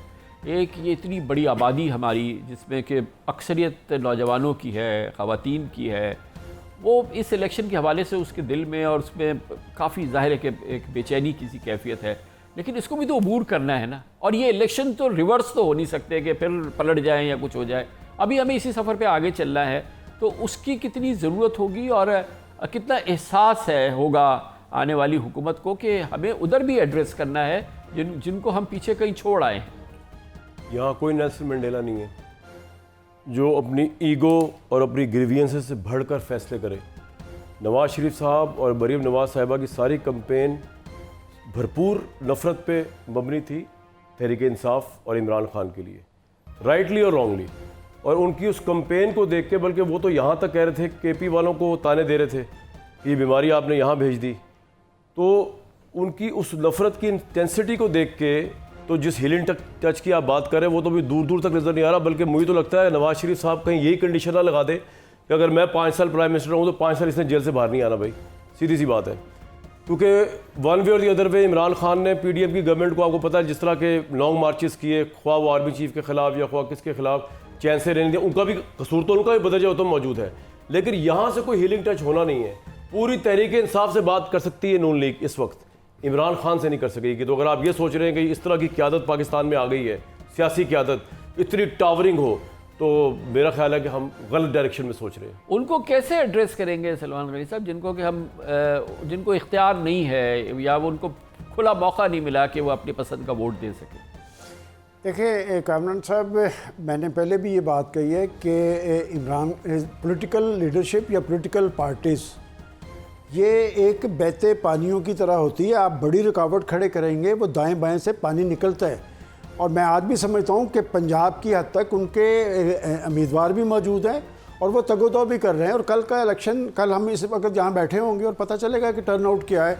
लेकिन ये बात जो की जा रही है कि शायद वो 5 साल वहाँ पर रहेंगे, इसी मुल्क में देखा है हमने कि 5 साल पहले हम यहाँ बैठ के समझ रहे थे कि शायद नवाज शरीफ पाकिस्तान की सियासत से हमेशा के लिए आउट हो गया, तो वो आउट नहीं हुआ। मैं आज भी समझता हूँ कि इमरान खान साहब आज जेल के अंदर मौजूद हैं। असल में हम लोग दायरों के सफ़र में रहते हैं कि कोई ये नहीं सोचता, हर आदमी इक़्तिदार पे आके ये सोचता है कि मेरा इक़्तिदार सदा रहेगा। सदा इक़्तिदार तो ऊपर वाले का है। और आज क्या इमरान खान साहब जेल में बैठ के क्या सोच रहे होंगे, इसलिए कि जिस रास्ते से वो आए थे, आप इस हवाले से तो कोई दो राह नहीं ना कि उन्हें जिस तरह लाया गया था। और बकौल आपके कि जो इस वक्त परसेप्शन है यहाँ पर, इसमें कोई शक नहीं कि पाकिस्तान मुस्लिम लीग नून के लिए बहुत सारी आसानियाँ, माजी के इलेक्शन में बहुत सारी मुश्किलात थी, हालात मामलात ये बदलते देर नहीं लगती। अलबत्ता ये बात ज़रूर है कि इस जमहूरी सिस्टम का इन्हिसार सियासी क़यादत के तर्ज़ अमल पे है। और आपने पूछा कि क्या नवाज शरीफ साहब बदले हुए सियासतदान होंगे, मैं समझता हूँ कि उन पर बहुत सारा लोड है। वो पाकिस्तान के सबसे सीनियर सियासतदान हैं। 25 साल में वो सिर्फ 2 इलेक्शन लड़ सके। एक इलेक्शन उन्होंने 2013 में लड़ा था, एक अब लड़ा है। बहुत सारी उन्होंने सौतें बर्दाश्त की हैं, उन पर बहुत सारे केसेस थे। आने वाले कल में हो सकता है इमरान खान साहब को भी रिलीफ मिल जाए, लेकिन सियासी क़यादत को अपना तर्ज़ अमल तब्दील करना पड़ेगा अगर पाकिस्तान ने आगे की तरफ जाना है। मेरा मसला ये है कि एक जमहूरी हुकूमत कायम हो जाएगी तो क्या पाकिस्तान के अवाम को कोई रिलीफ मिल पाएगा? हमें तो बताया जा रहा है कि जी IMF के साथ हम बंधे हुए हैं। कभी हमें बताया जा रहा था कि हम IMF के साथ रजू करने पे खुदकुशी को तरजीह देंगे। आज सब कुछ अगर IMF ने करना है तो फिर इस पाकिस्तान की पोलिटिकल लीडरशिप का क्या जवाब है? सलमान गनी साहब, ये तो अब आप मान लेना कि ये नहीं होगा। IMF के साथ ही चल रहा है और हमें एक ब्रेक भी लेना है, जिसके बाद वापस आएंगे और फिर हम इस इलेक्शन की इंटरनेशनल क्रेडिबिलिटी की बात करते हैं छोटे से वक्त के खिलाफ। Welcome back. दुनिया न्यूज़ के इलेक्शन हेडक्वार्टर से हमारी इलेक्शन नशरियात जारी हैं। पंजाब की हमने बात की, सिंध की भी हमने बात की, एक मजबूरी पाकिस्तान की बात की, लेकिन ज़रूरी है कि हम खैबर पख्तूनख्वा का भी देखें कि वहाँ की क्या सूरत हाल है। KP में इलेक्शन वो इलेक्शन है जहाँ पर PTI की विजिबिलिटी दूसरे सूबों के मुकाबले में कदरे ज़्यादा है। वहाँ क्या सूरत हाल है? एक जानिब ये सूरत हाल है, दूसरी जानिब बहरहाल दहशत गर्दी के नरगे में भी है KP। हमारे साथ मुमताज़ सीनियर साफ़ी मुश्ताक़ यूसुफ़ज़ई मौजूद हैं। मुश्ताक़ यूसुफ़ज़ई साहब, बताइएगा कि ज़ाहिर है कि जो दहशत गर्दी का ख़तरा है वो अपनी जगह पर है, लेकिन ये वो सूबा है जहाँ पर हमें लग रहा है कि PTI की विजिबिलिटी थोड़ी ज़्यादा है। और ये विजिबिलिटी जो थोड़ी ज़्यादा है, मुझे मालूम है कि वो उस तरह से तो कैंपेन नहीं कर सके, बल्ला उनके पास नहीं है, निशान नहीं है और दूसरी चीज़ें नहीं हैं, लेकिन क्या उन इलेक्शन रिजल्ट्स में PTI के लिए KP में उम्मीद बाकी है? जी बहुत शुक्रिया कमाल खान साहब, बिल्कुल ऐसा ही है। और ये जो कैंपेन अभी चल रहा था तो कैंपेन से लग रहा था कि जो बाकी सियासी जमातें थी तो काफ़ी खौफजदा नज़र आ रही थी। तहरीक इंसाफ थे, अगरचे तहरीक इंसाफ की लीडरशिप मैदान में नहीं थी और उनके कैंडिडेट्स भी नहीं थे, लेकिन इसके बावजूद कि बेपनाह मुश्किलात उनको थी, बल्ला उनसे छीना गया था। लेकिन चूँकि यहाँ पे इनकी 9 साल हुकूमत रही है और कुछ थोड़े बहुत काम भी किए, लेकिन बीच में इनकी कारकर्दगी काफ़ी ख़राब हो गई थी। लेकिन अब चूँकि अभी जो पार्टी के साथ हो रहा है और जो नौजवान तबका है, जो तालीम याफ्ता लोग हैं और शहरों के अंदर फिर जो ख़वातीन हैं, तो काफ़ी ज़्यादा सपोर्ट कर रही है PTI को। और जिस तरह पहले भी आपके प्रोग्राम में मैंने जिक्र किया है कि इस वक्त जो ऐसा लग रहा है कि अक्सर मैंने देखा है कि जो कैंडिडेट्स हैं वो नज़र नहीं आ रहे, लेकिन उनके वर्कर्स, एक्टिविस्ट, सपोर्टर्स वो उनके कैंपेन चला रहे हैं।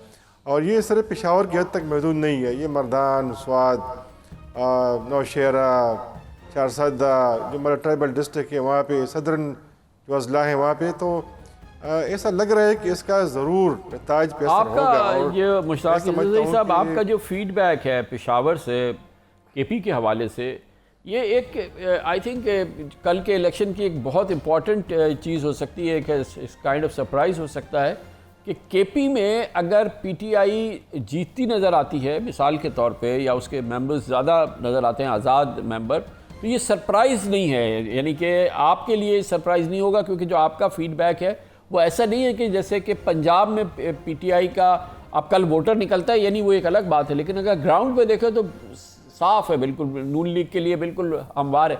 लेकिन KP में मुझे ऐसा नज़र नहीं आ रहा। मेरे ख्याल में कोई सरप्राइज़ नहीं है मेरे लिए और बाकी जो सियासी जमातें हैं, क्योंकि ज़हनी तौर पर बाकी जमातें भी तैयार हैं। अगर मैं आपको बताऊं कि डसमल खान में इस वक्त मौलाना साहब को जो सबसे ज़्यादा मुश्किल है वो तहरीक इंसाफ से है। तीसरे नंबर पर पाकिस्तान पीपल पार्टी के उम्मीदवार है। इस तरह मलूक खान साहब जो है शारसदा में, उनको सबसे बड़ा जो ख़तरा है वो तहरीक इंसाफ के फजल मोहम्मद खान साहब से है, इसलिए उन्होंने कौमी वतन पार्टी के साथ सीट एडजस्टमेंट की है। इसी तरह शारसदा में आफ्ताब शेरपाव साहब जो कि इस वक्त सूबे के सबसे पुराने पार्लियामेंटेरियन हैं, उनको भी PTI से ख़तरा है।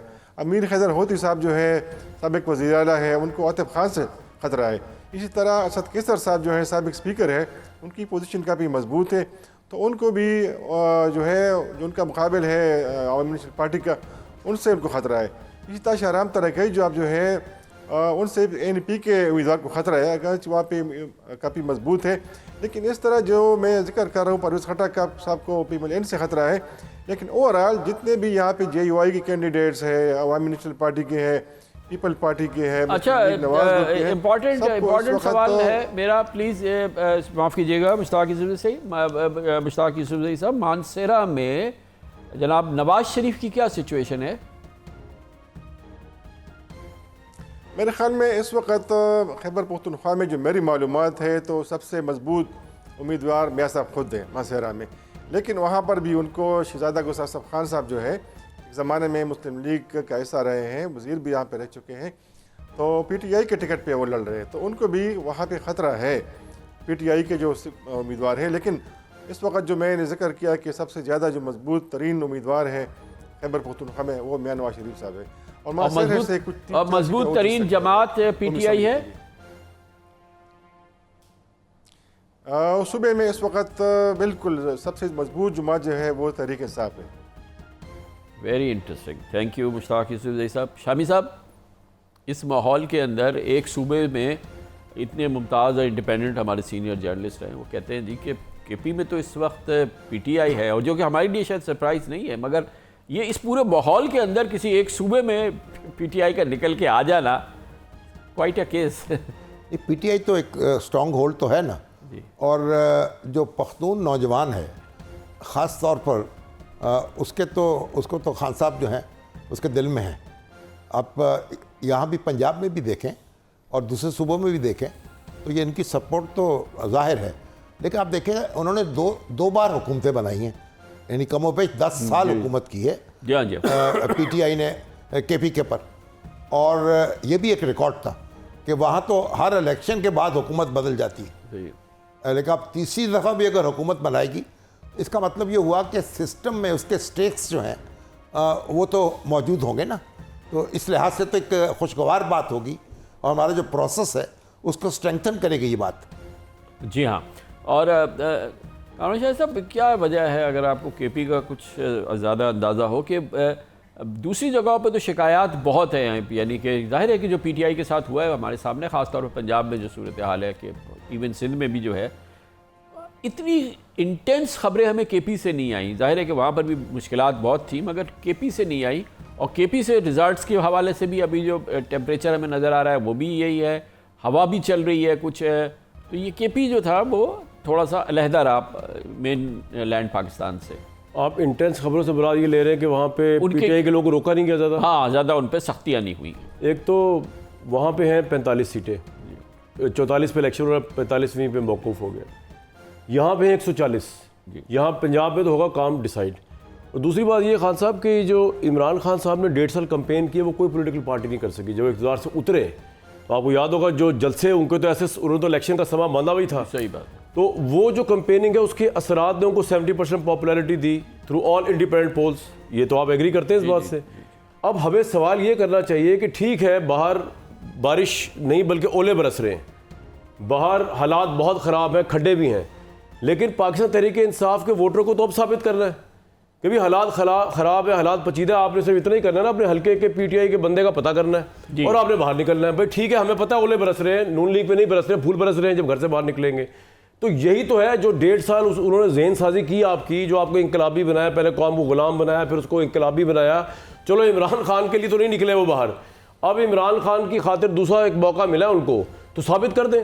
60% 65% टर्नआउट पाकिस्तान की हिस्ट्री में ले आए।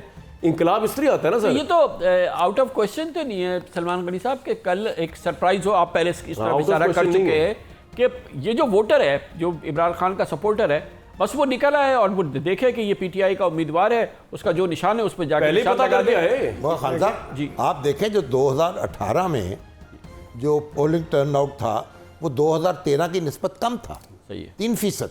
उसके बावजूद जीत गए उनकी पार्टी, बड़ी पार्टी बन के उभरी।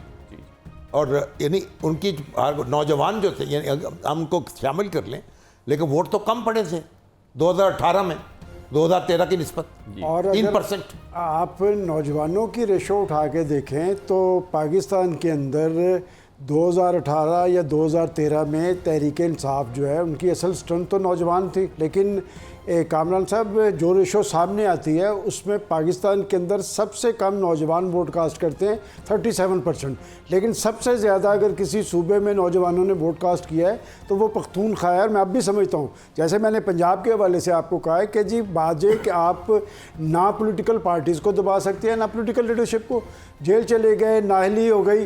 देखिए सियासतदान के पास तो 10 ज़िंदगी हैं। मैं हमेशा समझता हूँ कि डिक्टेटरशिप की तो वर्दी उतर जाती है, तो जनरल मुशर्रफ का हाल देख लें, बड़े पॉपुलर थे पाकिस्तान में, लेकिन वर्दी उतरी तो ख़त्म हो गई। सियासतदान की वो जो आसिफ ज़रदारी साहब कहते हैं कि तुम्हें 3 साल रहना है, हमें हमेशा वापस आना है, उसी की आप तर्जुमा मतलब ये कुछ बातें कहने वाली नहीं होती, समझने वाली होती हैं। मैं आज भी समझता हूँ कि पख्तूनख्वा का नौजवान चार्ज है। हालात वहाँ पर बलूचिस्तान में और पख्तूनख्वा में दहशत गर्दी के हवाले से अच्छे नहीं हैं।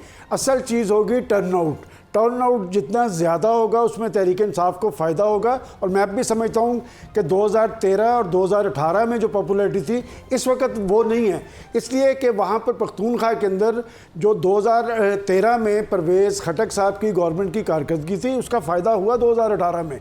इस वक्त परवेज़ खटक साहब और उनके वो लाई जो लोगों को साथ में लाने की अहलियत रखते थे वो अब अलहदा है, लिहाजा ये 2018 वाले रिजल्ट्स तो नहीं होंगे लेकिन इतने मायूस कुन भी नहीं होंगे। मतलब उस वक्त तो 50% या 51% था। बल्कि अगर मैं आपको याद करवाऊँ, आपकी याददाश्त में हो, हमारे मरहूम दोस्त रहीमुल्लाह यूसुफ जही यहाँ पर बैठे थे तो वो तो बड़ी मायूसी का इजहार कर रहे थे उस वक्त के रिजल्ट्स पे। आप और मैं ये कह रहे थे कि ऐसी वहाँ पर मायूस कुन सूरत हाल नहीं है, इसलिए कि उनका पावर बेस वो था। तो डॉक्टर साहब ये एक ओवरऑल एक बहरहाल हम ऐसा लग रहा है कि गेम इज़ ओवर, बट बहुत सारी ऐसी इंडिकेशन जो कहते हैं गेम इज़ स्टिल ऑन।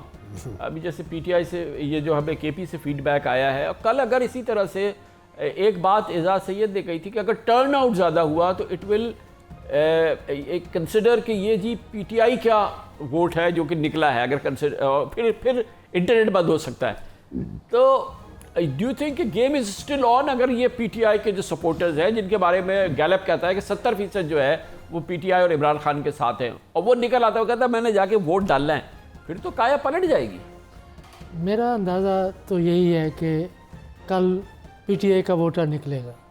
और अगर आप समझ रहे हैं कि खैबर पख्तूनख्वा में जो इस वक्त हालात हैं जो बताए जा रहे हैं, जो यूसुफ साहब ने बताया कि कोई सरप्राइज़ नहीं होगी, पीटीआई के वहाँ पे काफ़ी मजबूत उम्मीदवार लगते हैं।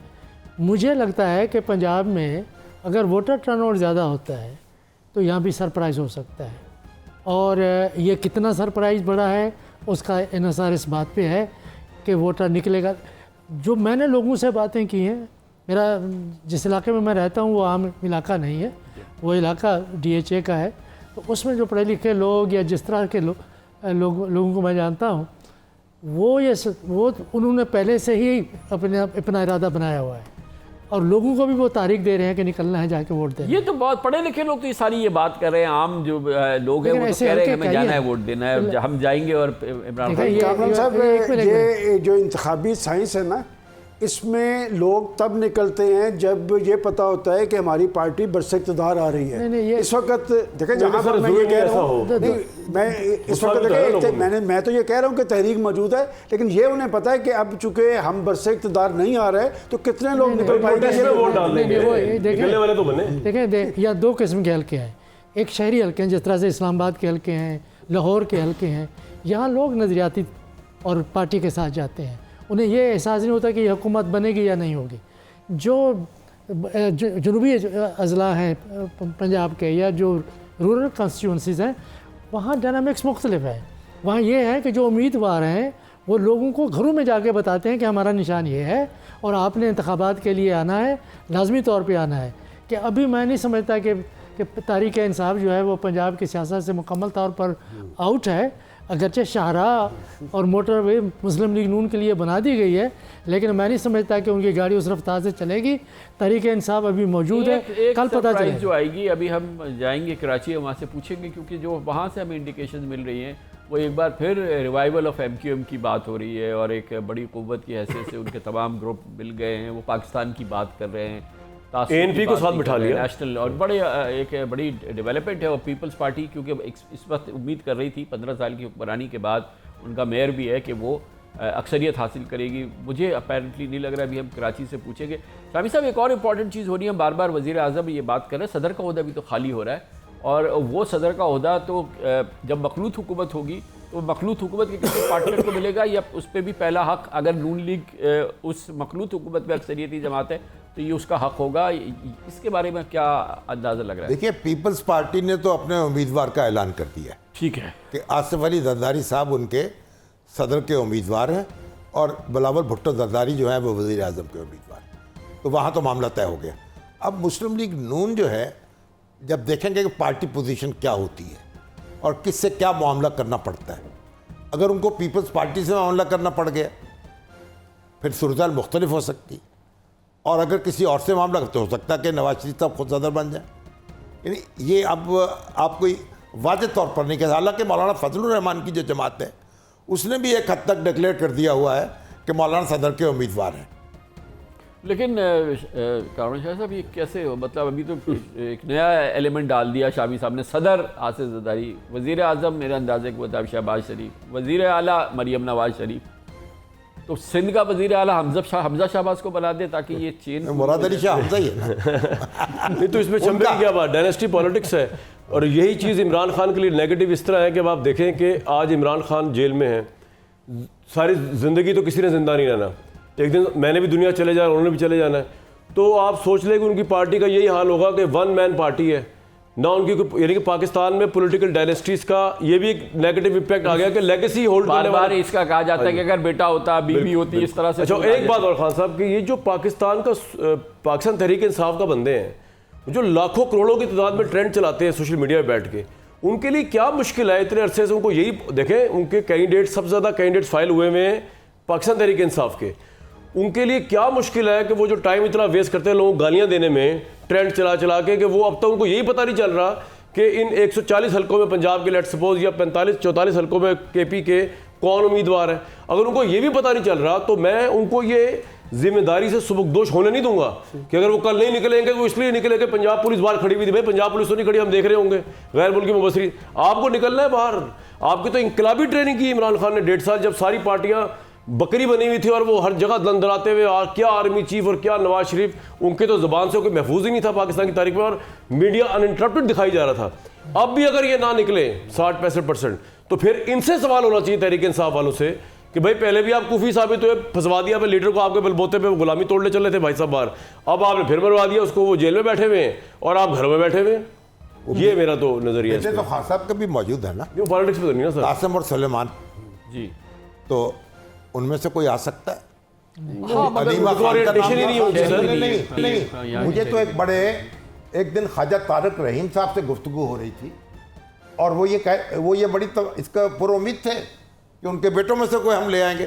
देखिए, जब हसीना वाजिद जो थी वो शेख मुजीबुर रहमान के तो सारे अहल कत्ल कर दिए गए और ये तो बेचारी बाहर बैठी हुई थी, इसने कभी पॉलिटिक्स की पे भी नहीं देखी थी या सुनी थी, तो वापस आई तो लीडर बन गई, अब धड़ल्ले से बैठी हुई है। और सर वो इंग्लैंड में रहने वाले लोग हैं, उनका दिमाग खराब है, इस तरह की पॉलिटिक्स में है जहाँ पे प्राइम मिनिस्टरों को फांसियां लगती हैं, जलावतनियां होती हैं, फिर भी आते हैं। इमरान खान के क्या आएंगे? मैं वैसे कह रहा हूँ हसन नवाज साहब या हुसैन नवाज साहब नहीं आए ना, वो तो मरियम आ गई ना। वैसे तो खान साहब पाकिस्तान की सियासत में जब भी इस तरह की कैफियत आ रही होती है तो कोई ना कोई खातून ही निकलती है, तो मैं अब भी समझता हूँ कि वहाँ पर अलीमा खान अलीमा खान निकल सकती हैं।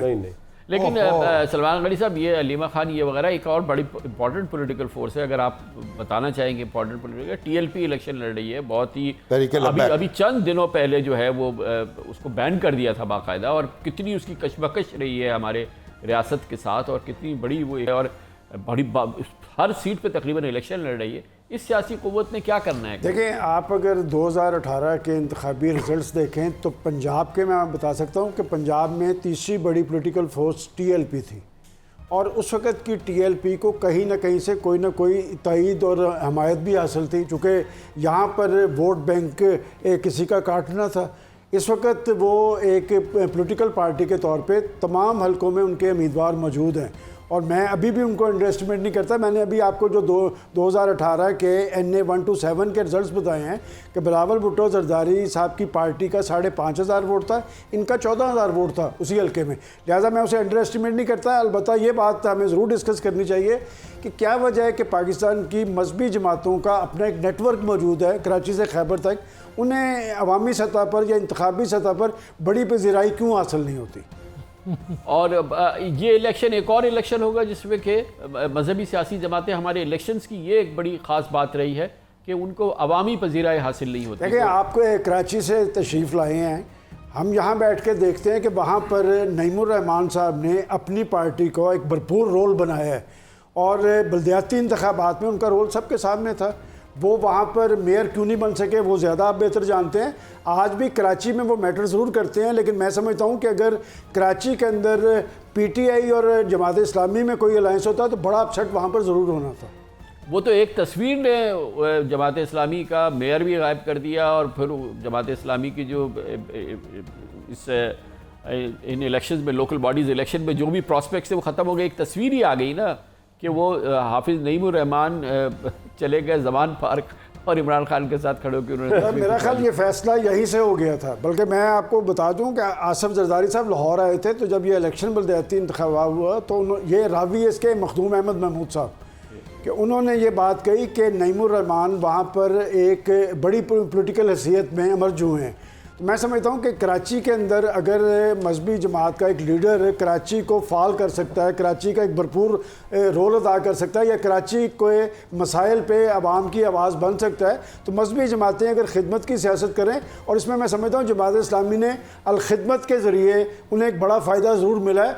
और ये भी देख लें कि पाकिस्तान की बड़ी जो मजहबी जमातें हैं, इन्होंने हर हल्के के अंदर अपना उम्मीदवार दिया है। जमात इस्लामी ने पूरे पाकिस्तान के अंदर अपने उम्मीदवार दिए हैं, TLP ने अपने उम्मीदवार दिए हैं, JUI के उम्मीदवार पंजाब के अंदर बड़े महदूद हैं। ये जो अभी आपने बात की थी, हमें ब्रेक पे जाना है, उससे पहले डॉक्टर रईस साहब के ये जब आप जनूबी पंजाब की बात कर रहे थे तो आपने बिरादरी की बात की, आपने कबायली सोच की बात की।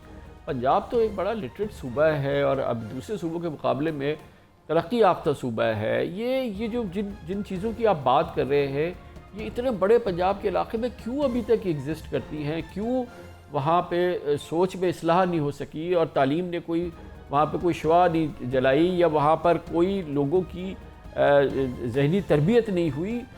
मैं जानना चाहता हूँ कि क्या वजह है कि आज आप कह रहे हैं कि जी वो जीतता है वो जीतेगा, वो जीतता है वो जीतेगा, वो कबायली है वो जीतेगा। वाई? उसकी बुनियादी वजह यह है कि जो मुतवस्सित तबका है उनको सियासी जमातों ने नुमाइंदगी नहीं दी। अगर आप ये उम्मीदवारों की नामजदगी का अमल पाकिस्तान में जमहूरी बना देते जिस तरह से कि दीगर जमहूरी ममालिक में है, और आप कारकुनों को जो वहाँ मकामी हलकों में मौजूद हैं, लोगों के साथ जुड़े हुए हैं, और उनकी वाबस्तगियाँ सियासी जमातों के साथ जज्बाती और नज़रियाती हैं, उनको आप नवाजते, तो फिर आप आज का पाकिस्तान नुमाइंदगी के लिहाज से मुख्तलिफ देखते हैं। इस वक्त जो पाकिस्तान की सियासी जमातें हैं, उन्होंने कोई ऐसा तंजीमी या नज़रियाती ढांचा कभी बनाया नहीं कि अवाम के साथ जाके रिश्ता कायम करें। उनका रिश्ता बिलवास्ता है, और वो है जो इलेक्टेबल्स हैं उनके ज़रिए से। वो कौन है? कोई गद्दी नशीन है, कोई किसी बिरादरी का बहुत बड़ा कोई ज़िम्मेदार है, कोई समाजी हैसियत पहले से रखता है, और कहते हैं ये जी ख़ानदानी आदमी है। ख़ानदानी आदमी वो होता है जो ख़ानदान को ख़ुद बनाता है। ये हमारे यहाँ जो ख़ानदानी का तस्वुर है वो बिल्कुल रिवायती और जागीरदाराना किस्म का नज़रिया है। तो जब तक कि मुतवस्सित तबके को आप सामने नहीं ले आएंगे, पाकिस्तान की सियासत में तब्दीली नहीं आएगी। वही लोग, उनकी बहनें, उनकी बहुएँ, उनके भाई, उनके बेटे उसी की तरफ हम देखते रहेंगे और हम सिर्फ वोट डालने की लाइन में खड़े होंगे। असल ज़िम्मेदारी तो बड़ी सियासी जमातें हैं, उनकी जगह उन्होंने सियासी गद्देनशीनी पैदा की हुई है, तो बाकियों के लिए कैसे वो आवाज़ नसीहत कर सकते हैं कि आप अपने हल्के में गद्देनशीनी ख़त्म करें।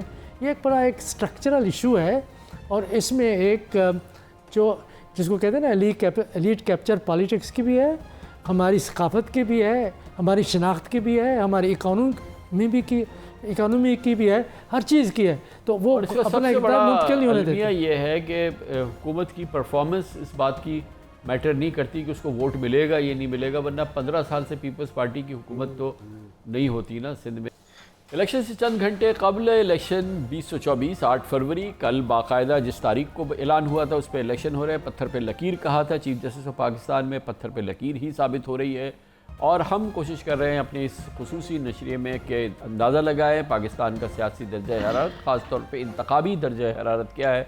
पूरे पाकिस्तान की हम सूरत हाल का जायज़ा ले रहे हैं, पाकिस्तान की माशी नब्ज़ और पाकिस्तान का बिज़नेस कैपिटल कराची क्या कह रहा है, पाकिस्तान का सबसे बड़े शहर में क्या सूरत हाल है। इसके लिए हमें ज्वाइन किया है मुमताज़ सीनियर सहाफ़ी मज़हर अब्बास ने। बहुत बहुत शुक्रिया मज़हर अब्बास साहब। ये बताइएगा कि अब तो कल सुबह इलेक्शन होने काफ़ी हद तक जो एग्ज़िट पोल्स हैं, जो कि ज़ाहिर है कि अनऑफिशियली जो चीज़ें सामने आ रही हैं, जो सूरत हाल बन रही है, उसमें क्या मंज़र बन रहा है। पीपल्स पार्टी की बड़ी उम्मीदें थी कि इस दफ़ा वो अक्सरियत हासिल कर लेंगे कराची में। जो फीडबैक हमें मिल रहा है शायद एक बार फिर पीपल्स पार्टी उस सूरत हाल तक नहीं गुजर सकती। और दूसरी जानिब जो MQM है वो एक बड़ी क़ुव्वत है, PTI के लोग अब देखते हैं कितने वोट डालते। आपका क्या अंदाज़ा हो रहा है, क्या आप देख रहे हैं? शुक्रिया कामरान। मेरे लिए ये 10वां इलेक्शन है जो मैं कवर कर रहा हूँ और ये समझ लें कि 85 ऑनवर्ड्स बहुत से अप्स एंड डाउन देखे। कराची की जो पॉलिटिकल डायनामिक्स हमेशा से रही है वो ये कि माँ सिवाय इसके कि जो MQM के बहुत उरूज का मौके पर था, कराची ने हमेशा फैसले बदलते दिए हैं। और 2018 में जब PTI इलेक्शन जीती, वो पहला मौका था कि किसी ऐसी जमात को कराची ने वोट दिया जिसने मरकज़ में हुकूमत बनाई। इससे पहले कोई भी ऐसी हुकूमत नहीं थी, कोई भी ऐसी पार्टी नहीं थी कि जिसने मरकज़ में हुकूमत बनाई हो और उसमें कराची से मेजॉरिटी हासिल की हो। तो उस लिहाज से वो एक गैर मामूली इलेक्शन था। उस पर ज़रूर MQM ने बहुत से सवालात उठाए थे कि उनकी बहुत सी सीटें स्टोलन की गई और उनकी सीटें जो हैं PTI को दे दी गई। लेकिन आज अगर हम 2024 में सिचुएशन देखें तो इससे ज़रा मुख्तलिफ है सिचुएशन। इस वक्त PTI और MQM दोनों ही का वैक्यूम फील हो रहा है और वो इस लिहाज से फील हो रहा है कि MQM पाकिस्तान है या MQM लंदन है, ये सारे इख्तलाफात जो 22 अगस्त 2016 से शुरू हुए थे उसकी वजह से MQM पाकिस्तान कमज़ोर हुई है, क्योंकि MQM की एक तकसीम की वजह से उसमें कमज़ोरी हुई। फिर 2018 में जब PTI बनी, और PTI बनी से मुराद ये कि PTI कराची में एक बड़ी जमात के तौर पे सामने आई, तो उस वक्त लोगों को ये लगा कि शायद लोगों ने अब स्विच ओवर किया है फ्रॉम MQM टू PTI। लेकिन अभी ऐसा नज़र आ रहा है कि PTI, ज़ाहिर है इस वक्त PTI की जो सूरत हाल है उसमें सारा डिपेंड कर रही है PTI की लीडरशिप के कराची का वोटर निकले और PTI को उस तरह का वोट दे कि 2018 का एक्शन रिप्ले हो। MQM पाकिस्तान का टारगेट ये है कि 2013 का एक्शन रिप्ले हो, कि 2013 में उन्होंने जितनी नशिस्तें हासिल की थी कम से कम उतनी नशिस्तें हासिल करें। एक चीज़ जो बहुत तब्दीली आई है वो ये कि पाकिस्तान पीपल्स पार्टी ने जो रिवायती तौर पे 2 से 3 नशिस्तें कराची से जीता करती थी, इस वक्त जब ये पिछले इलेक्शन हुए थे और फिर बाई इलेक्शन हुए, तो उस वक्त पाकिस्तान पीपल्स पार्टी के पास 5 कौमी असम्बली की नशिस्तें थीं, जिनमें से 2 उन्होंने बाई इलेक्शन में जीते थे। इस वक्त अगर हम देखें तो पीपल्स पार्टी टारगेट कर रही है कम से कम 7 से 8। अगर वो 6 सीटें भी जीत जाते हैं तो ये एक तरीके से रिकॉर्ड उनके नुक्ते नज़र से रिकॉर्ड होगा, क्योंकि जो पार्टी जो है 3 से ज़्यादा नशिस्तें कौमी असम्बली की कभी नहीं जीत सकती हो, वो अगर 4 या 5 या 6 सीटें भी जीत जाए तो वो अपने आप को एक इस लिहाज से कहेंगे कि वो उन्होंने आगे बढ़े हैं, प्रोग्रेस की हैं। जो सबसे इम्पॉर्टेंट है वो जमात इस्लामी का फैक्टर है कि जमात इस्लामी के लिए ये इलेक्शन जो है, मेरा ख्याल है इससे अच्छा मौका 1970 के बाद जमात इस्लामी को मिल नहीं सकता अच्छी परफॉर्मेंस देने का, कम से कम कौमी और सूबाई असम्बली में। बल्दियाती इलेक्शन में उनको खातिर खा कामयाबी मिली, लेकिन माजी में भी बल्दियाती इलेक्शन में जमात इस्लामी जीतती रही है, लेकिन कौमी और सूबाई असम्बलियों में उन्हें कामयाबी नहीं मिली। इस मरतबा हाफिज़ नईम एक बड़े मुतहर्रिक लीडर हैं, उन्होंने बड़ी मेहनत की है। जो जमात इस्लामी के उम्मीदवार भी हैं वो भी एक्सपीरियंस जो है पॉलिटिशियंस हैं, जिस तरह महराजुल हुदा सिद्दीकी हैं, अपना सैफ हैं जो इस्लामी जमीयत तलबा के नाजिम रहे हैं माजी में, और भी तजुर्बेकार लोग जमात इस्लामी के लड़ रहे हैं। लेकिन उनके मुकाबले में जो पीपल्स पार्टी और PTI तो रिलेटिवली नई जमात है, लेकिन पीपल्स पार्टी और MQM पाकिस्तान के भी पुराने लोग लड़ रहे हैं, जैसे अमीनुल हक हैं, डॉक्टर फारूक सत्तार हैं, इसी तरह पाकिस्तान पीपल्स पार्टी में नबील गबोल हैं, कादिर पटेल हैं, हकीम बलोच हैं, अब्दुल खादिर मंदोखेल हैं। तो एक अच्छा मुकाबला देखने को मिल सकता है। इसीलिए इस मरतबा कराची का इलेक्शन बहुत अनप्रेडिक्टेबल सा लग रहा है। PTI का डिपेंडेंस है सारा उनके वोटर पे, उनके शायद हमें जो कैंप्स भी नज़र ना आए, और वो सिर्फ अपने वोटर से ये कह रहे हैं कि आप जाएं, चाहे कहीं से भी लिस्ट स्लिप बनवाएं और जाके वोट डालें, इसलिए कि वो अवॉइड करना चाह रहे हैं कि कहीं उनके वोटर्स के साथ जो है वो ज़्यादती ना हो जाए और वोटर को आने ना दिया जाए। जमात इस्लामी, पीपल्स पार्टी और MQM पाकिस्तान मुतहर्रिक हैं। एक जमात जो सरप्राइज़ कर सकती है कुछ नशिस्तों पे, वो तहरीक लब्बैक है। तहरीक लब्बैक जो है इस वक्त नबील गबोल जो लियारी में लड़ रहे हैं, उनका सबसे टफ मुकाबला बज़ाहिर नज़र आ रहा है तहरीक लब्बैक से।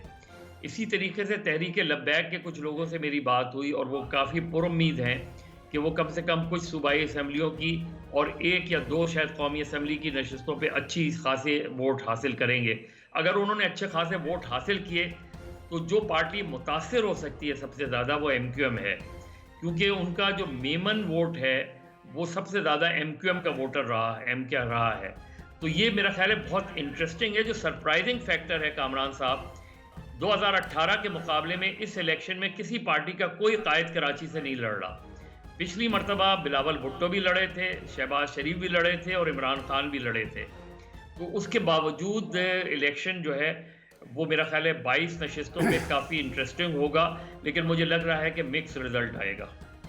बड़ी नवाजिश, बहुत बहुत शुक्रिया मज़हर अब्बास हमारे साथ है। शाफी साहब, एक बड़ी अहम बात है कराची के लिहाज से, और आप जैसे कहते हैं ना मिनी पाकिस्तान के, इसमें माशाल्लाह पश्तून हैं, बलोच हैं, सराइकी हैं, उर्दू स्पीकिंग लोग हैं, पंजाब के लोग हैं और मेमन हैं, और बड़ी बड़ी उनकी यानी आबादियाँ हैं, और पूरा एक पाकिस्तान का पूरा मजमुआ जो है वो आपको नज़र आता है। इस लिहाज से बड़ा ये दिलचस्प मामला है कराची के इलेक्शन का। मतलब ये कराची जो है इसका जो मूड है हमेशा अपोजिशन का रहा है। यानी आप देखें कि एक ज़माने तो ये मुस्लिम लीग का गढ़ था, और फिर जब यूब खां की हुकूमत आई तो फिर ये उस कन्वेंशनल मुस्लिम लीग में तो उस तरह कराची ने ज्वाइन नहीं किया, लेकिन फिर भी कुछ ना कुछ सपोर्ट वहाँ मौजूद रही। तो उसके बाद फिर ये कराची जो है जमात इस्लामी की तरफ आया, फिर ये JUP की तरफ गया, फिर MQM की तरफ आया। तो यानी ये भी एक मामला है कि कराची जो है अपोजिशन के साथ उसकी वापसगी रही है। और अब बड़ी दिलचस्प बात यह है कि जो हमारी मजहबी जमातें हैं कराची में बहुत ताकतवर रही हैं। अब देखिए, मैं 1970 के इंतखाबात को देख रहा था तो हमारी मजहबी जमातों ने को 20% वोट हासिल किए थे उन इंतखाबात में, यानी जो मगरबी पाकिस्तान में पड़े। उसमें जमात इस्लामी का वोट था कुछ 6%, जमीयत उलमा इस्लाम का था 8%, और नहीं 8 JUP का, और JUI का था कोई 7%। शाफी साहब, वो लीडरशिप का कैरेक्टर भी, जैसे आप जमात इस्लामी से मुंसलिक जो लोग MNA बने, मौलाना ज़फ़र अहमद अंसारी, प्रोफेसर गफूर अहमद, उस्मानी साहब, गुलाम मोहम्मद जी, मतलब वो कैरेक्टर, महमूद आज़म फारूकी साहब, और फिर JUP में खुद मुस्तफ़ा अल-अज़हरी साहब, और ये इस तरह का हमारे साहब तो जो डीजेनरेशन हुई है हर तरह की लीडरशिप की भी हुई है। क्योंकि मैं जिन लीडर्स की मैं बात कर रहा हूँ कोई पाए के लीडर थे। अब आप देखिए ना कि जो 2018 का इंतखाब है उसमें मजहबी जमातों का वोट 10% रह गया, और JUP तो ख़त्म ही हो गई ना। अब उसको एक अनस साहब जो हैं, एक उनका धड़ा है और एक वो ज़ुबैर साहब हैं, उन्होंने तो आज ऐलान कर दिया है पीपल्स पार्टी की हमायत का। आप ये देखिए कि उसमें JUIF जो है उसके 5% जो MMA के नाम से उसने लड़ा 2018 के इलेक्शन में, और तहरीक लब्बैक 4%, और बाकी मजहबी जमातें जमात इस्लामी समेत 1%। तो ये जो आप देखिए कि मजहबी जमातें जो हैं उनकी स्पेस तो बड़ी कम हुई है। तो अब कराची जो है, तो कराची भी अब ज़ाहिर है कि उस तरह मजहबी जमातों के साथ नहीं रहा। जब MQM आई तो फिर लिसानी तकसीम हो गई। मगर सलमान अली साहब, एक नज़रियाती सियासत भी होती थी ना पाकिस्तान में, नज़रियाती सियासत भी तो तहलील हो गई है। अब उस तरह से लेफ़्ट, राइट, सेंटर और मजहबी जमातें और प्रोग्रेसिव जमातें, और वो जो पहचान खुसूसी होती थी सियासत और नज़रियात, हमारे यहाँ जो है नज़रिया, वो तो अब जुदा हो गया है। मेरा ख्याल कामरान साहब बड़ा दुरुस्त बात आपने कही है। आज का अगर सियासी इंतशार और खलफशार देखें तो ये इसी का नतीजा है कि पाकिस्तान में एक वक्त में पता होता था कि कौन सी पार्टी हमसाया ममालिक से अच्छे तल्लुकात चाहती है, कौन सी पार्टी भारत को अपना दुश्मन समझती है, कौन अमेरिका के ख़िलाफ़ है, कौन अमेरिका के साथ खड़ा है। आज पाकिस्तान के अंदर सारी सियासत जो है वो मफादात के गिर्द घूम रही है।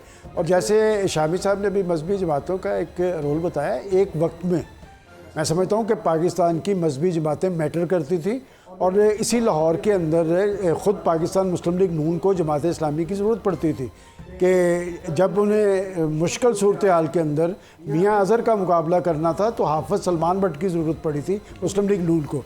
लेकिन आज वो सूरत हाल नहीं है। लेकिन मैं समझता हूँ कि जमात इस्लामी के हवाले से एक पॉजिटिव साइन जो है वो कराची का मॉडल है, जो नईमुर रहमान साहब ने वहाँ पर लोगों के इश्यूज़ को, लोगों की आवाज़ बने। और मैं यहाँ पर ऐसे लोगों को देखता हूँ जिनका जमात इस्लामी से कोई तल्लुक़ नहीं है, लेकिन वो नईमुर रहमान की बात करते नज़र आते हैं। इनके पास पाकिस्तान भर में नईमुर रहमान मौजूद हैं और अल-खिदमत के मॉडल का इनको सियासी फ़ायदा भी हुआ है। लेकिन ये तो JUP की बात इन्होंने की है, ये तो किसी अलमिया से कम नहीं। शाह अहमद नूरानी साहब एक मॉडल थे। शाह अहमद नूरानी साहब की पाकिस्तान के आइन के साथ, पाकिस्तान की कानून की हाकमियत के साथ, पाकिस्तान में जमहूरियत के तसलसल के साथ एक कमिटमेंट थी, और ये लोग आपस में मिलते थे, ये लोग डायलॉग करते थे। आज जब हम डिस्कस कर रहे थे कि जी मखलूत हुकूमतें, मैं समझता हूँ कि आज की सूरत हाल से पाकिस्तान को अगर निकालना है, वो है ना शेर के ज़माने भर की निगाहों में मोतबर होंगे वो फैसले जो मोहब्बत की मेज़ पर होंगे। आज का बड़ा अलमिया ये है कि पाकिस्तान की सियासी क़यादत के दरमियान डायलॉग जो है वो ख़त्म होकर रह गया है। और ये क्यों होकर रह गया है? मैं समझता हूँ कि जब दो पार्टीज़ ने चार्टर ऑफ डेमोक्रेसी की थी तो फिर एक तीसरी पार्टी खड़ी हो गई। तो ये सिलसिला ख़त्म होना चाहिए। पाकिस्तान के अंदर सियासत मजबूत नहीं होगी, ये मुल्की मईशत और सियासी इस्तेकाम ये ख्वाब बने रहेंगे। ना नजरिया है ना, मगर ये जो तहरीक लब्बैक है ये भी तो उसकी जानिब है ना JUP की। जी, मगर अभी इस पर तबसरा नहीं कर सकते क्योंकि अल्लामा शाह अहमद नूरानी की जो JUP थी और जो उसके साथ जो शख्सियात थी, यकीनन वो एक अपनी सूरत हाल है। मगर यहाँ तो इशू बेस्ड भी नहीं है। देखिए डॉक्टर साहब, नज़रिए की हम बात करें, नज़रिया नहीं है, इशू नहीं है। जिसकी मैं एक मिसाल ये दूँ, ये दो मैनिफेस्टो हैं आपके सामने, एक पीपल्स पार्टी और एक PMLN का। इसमें लफ्ज़ SIFC नहीं है, इसमें लफ्ज़ IMF नहीं है, इसमें टैक्स टू GDP रेशो नहीं है, इसमें सर्कुलर डेट नहीं है। पाकिस्तान के ये 4 सुतून है मईशत के, जिस पर के जो पाकिस्तान को डुबो दें या जिन्होंने ऑलमोस्ट डुबो दिया है, इसके हवाले से मैं 3 की बात करूँ, SIFC एक अलग बात है। मेरा मतलब ये कि आज की हकीकत है, इसका जिक्र नहीं है। एक तकरीर में नवाज शरीफ साहब ने IMF की बात नहीं की, टैक्स टू GDP रेशियो की बात नहीं की, SIFC की बात नहीं की, और उन्होंने सर्कुलर डेट की बात नहीं की। कैन यू इमेजिन कि ये 2 मैनिफेस्टो हैं जिसमें जिक्र ही नहीं है उन मेक और ब्रेक इश्यूज़ का जो कि इस वक्त हम सामना कर रहे हैं। खान साहब, सारी दुनिया में सब नज़रियात ख़त्म हो गए हैं, सिर्फ एक नज़रिया रह गया है जिसको कहते हैं न्यू लिबरलिज़म, जो किसी ज़माने में क्लासिकल लिबरलिज़म था कि रियासत के दायरे कार को महदूद करें, प्राइवेटाइजेशन, डीनेशनलाइजेशन, प्राइवेट मार्केट, इन्वेस्टमेंट, और ये सारी चीज़ें जो हैं वो इंटरनेशनल इकनॉमिक रजीम्स के तहत चल रही हैं, और इंटरनेशनल इकनॉमिक रजीम्स को अमेरिका बहादुर चलाता है। तो इसलिए उसके मुतबादिल कोई नज़रियात नहीं हो सकते। आज देखें कि चीन की मईशत हो, वियतनाम की मईशत हो, रूस की मईशत हो, मशरक़ी यूरोप की मईशत हो, हिंदुस्तान की हमारे पड़ोस में मईशत हो, सारी उसी उसूल के मुताबिक चलती हैं। तो इसलिए पाकिस्तान में भी वही नज़रिया गालिब है, और हम उसमें ज़्यादा इसलिए जकड़े हुए हैं कि हमारी कमज़ोरियाँ हैं जी, उस वजह से जकड़े हुए। शामी साहब, मैंने पूछा कि भाई ये क्या है, ये किस मंशूर में ना IMF का जिक्र है, ना टैक्स टू GDP रेशो का जिक्र है, ना सेकुलर डेट का इशू है, ना आपने बताया कि SIFC के लिए आपकी क्या राय है। तो उन्होंने कहा कि असल में ये हमारा मैंडेट नहीं है, ये जिनका मैंडेट है वो करेंगे, तो जिस पे हमारा है नहीं तो हम उस पर क्या बात करें। IMF है, SIFC करेगी, सर्कुलर डेट वो कर रहे हैं, टैक्स टू GDP रेशो के लिए FBR की रिफॉर्म्स वो कर रहे हैं, SIFC रहनी है, हम चाहे ना चाहें वो होगी, इसलिए हमारा इससे कोई ताल्लुक़ नहीं है। तो ये भी एक दिलचस्प पैराया है इस हुकूमत का जो आने वाली है। हाँ, एक लिमिटेशंस तो हैं, लेकिन ये सारे जो मसाइल हैं उनसे आप सरफ नज़र तो नहीं कर सकते ना, और आपको उन्हें फेस करना है। और ये जो बोझ है, अभी तो आप देखिए कि जो निगरान हुकूमत है उसने खासा काम किया है, यानी PIA की प्राइवेटाइजेशन के हवाले से आप देख लें, और फिर आप देखें जो इन्होंने यानी एग्रीकल्चर में कॉर्पोरेट फार्मिंग की है, कॉर्पोरेट फार्मिंग में, फिर मिनरल्स के अंदर तो काफ़ी पेशरफ्त की है। तो इसका मतलब ये हुआ कि हमारी जो, और फिर जो एक्सप्लोरेशन जो है ऑयल की और गैस की, उसके लिए भी कंपनियों को इन्वॉल्व किया है। तो ये अब मेरा ख्याल है कि बड़ा बोझ जो है वो तो उस कौंसल के सर पर ही पड़ेगा, जो फौजी और सियासी क़यादत को मिलकर ही उठाना पड़ेगा, कोई अकेला नहीं उठा सकेगा उसको। अगर कोई उठाना चाहेगा तो उसकी कमर टूट जाएगी। तो एक और बड़ी अहम शख्सियत है, PMLN की बात हो रही है हुकूमत के, सलमान गनी साहब। तो डार साहब जो है वो जो डिफैक्टो प्राइम मिनिस्टर होते, जब नवाज शरीफ प्राइम मिनिस्टर थे तो वो डिफैक्टो प्राइम मिनिस्टर होते, यानी कि, और असल में सारे काम प्राइम मिनिस्टर के वही कर रहे होते। शहबाज शरीफ साहब के ज़माने में भी डिफैक्टो नहीं थे, मगर किसी से कम नहीं थे। ज़ाहिर है कि जिस तरह से चाहा उन्होंने ख़जाने को और IMF को और सब उन्होंने डील किया, और अभी भी वो बात जब करते हैं तो उनकी लबो लहजा, उनकी गुफ्तगू में वज़ीर ख़जाना झलक रहा होता है, और उनकी अहमियत अपनी जगह। तो क्या आइंदा आने वाले सेटअप में डार साहब की इससे बढ़ के नहीं होती है, तो कुछ इसी किस्म का असर व नफूज़ रहेगा? कामरान साहब, अभी आपने जब बात की कि मियाँ साहब की तकरीर में, उनके बयानात में इन 3-4 चीज़ों का जिनका IMF का आपने जिक्र किया है, SIFC, दूसरे इस्लाहात का, मैं आपसे ये सवाल करता हूँ कि क्या बिलावल भुट्टो ज़रदारी साहब ने या PTI की किसी लीडरशिप ने, किसी ने IMF को टारगेट किया है? और IMF का जो मुआहदा था इन सब की तायद के साथ हुआ है कि बुनियादी तौर पे तो ये मुआहदा PTI ने किया था, उसको लेके फिर शहबाज शरीफ साहब आगे की तरफ चले। और जहाँ तक आप डार साहब की बात कर रहे हैं, बिल्कुल 100% मैं आपके साथ मुत्फिक हूँ कि नवाज शरीफ साहब के वो सबसे काबिल एतमाद साथी हैं। और आपने तो सिर्फ मुआशी और इक़्तिसादी हवाले से किए, माजी के अंदर पाकिस्तान की हुकूमत और अपोजिशन के दरमियान भी जो राब्ता कार, जो संजीदा मुज़ाकरात होते थे, संजीदगी, उसमें संजीदगी इसहाक डार साहब की सूरत में होती थी कि जिस मीटिंग में डार साहब होंगे वही नतीजा खेज़ होगी।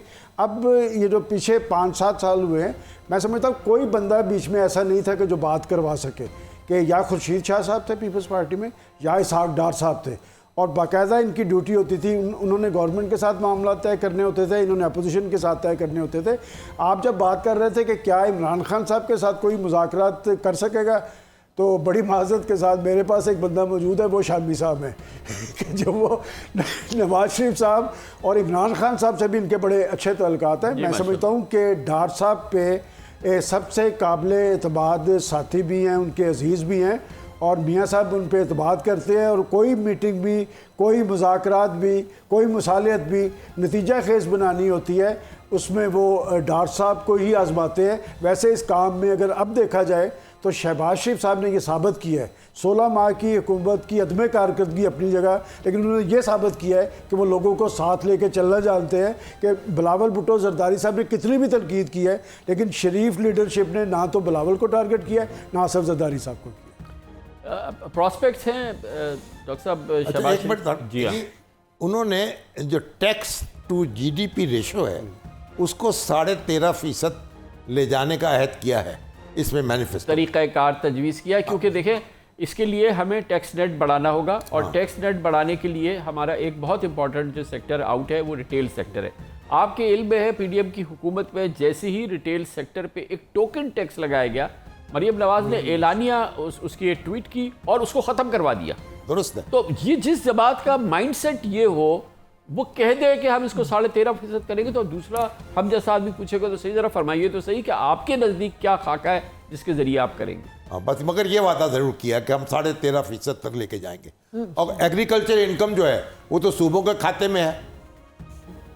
हमें तो ये जानना है कि वो 13.5% कैसे लेके जाएंगे। हाँ 50% बढ़ाने की बात कर रहे हैं ना, तो उसका तो ये तो कोई बात नहीं हुई कि आप इस वक्त तो कोई 9% तो है ना इस वक्त जी, 8.5 पौने 9% के करीब है। जी हाँ, तो अब उसको अगर आपने उस तक ले जाना है तो उसका एक तो हम इतना तो पूछेंगे ना कि कैसे, अगर आप 15 कह रहे हैं तो कैसे होगा, और ये कैसे होगा। और फिर FBR की रिफॉर्म को तो आपने डिसमिस कर दिया है एक बयान दे के। जब ये रिवैम्पिंग हुई थी तो बाकायदा बयान दिया, एक पीपल्स पार्टी की जानिब से दिलवाया गया जनाब रज़ा रब्बानी ने, और यहाँ से मोहतरम इरफान सिद्दीकी साहब ने बाकायदा उससे कहा कि जी हम इससे, बल्कि वो रुक गया प्रोसेस, और फिर जाहिर है कि एक तितर बितर हो गया या जो भी है वो अपनी जगह से हिल गया। साहब जो सॉलिड इश्यूज है जो आप डॉक्टर साहब जिसकी मैं बात कर रहा था, जो इश्यू बेस्ड है वो किधर है, वो मैनिफेस्टो किधर है और उसका अमली खाका किधर है। वो तो अभी हमने बात नहीं की, जो बिलावल ने जो चीज़ें वादे कर दिए हैं कौम के साथ,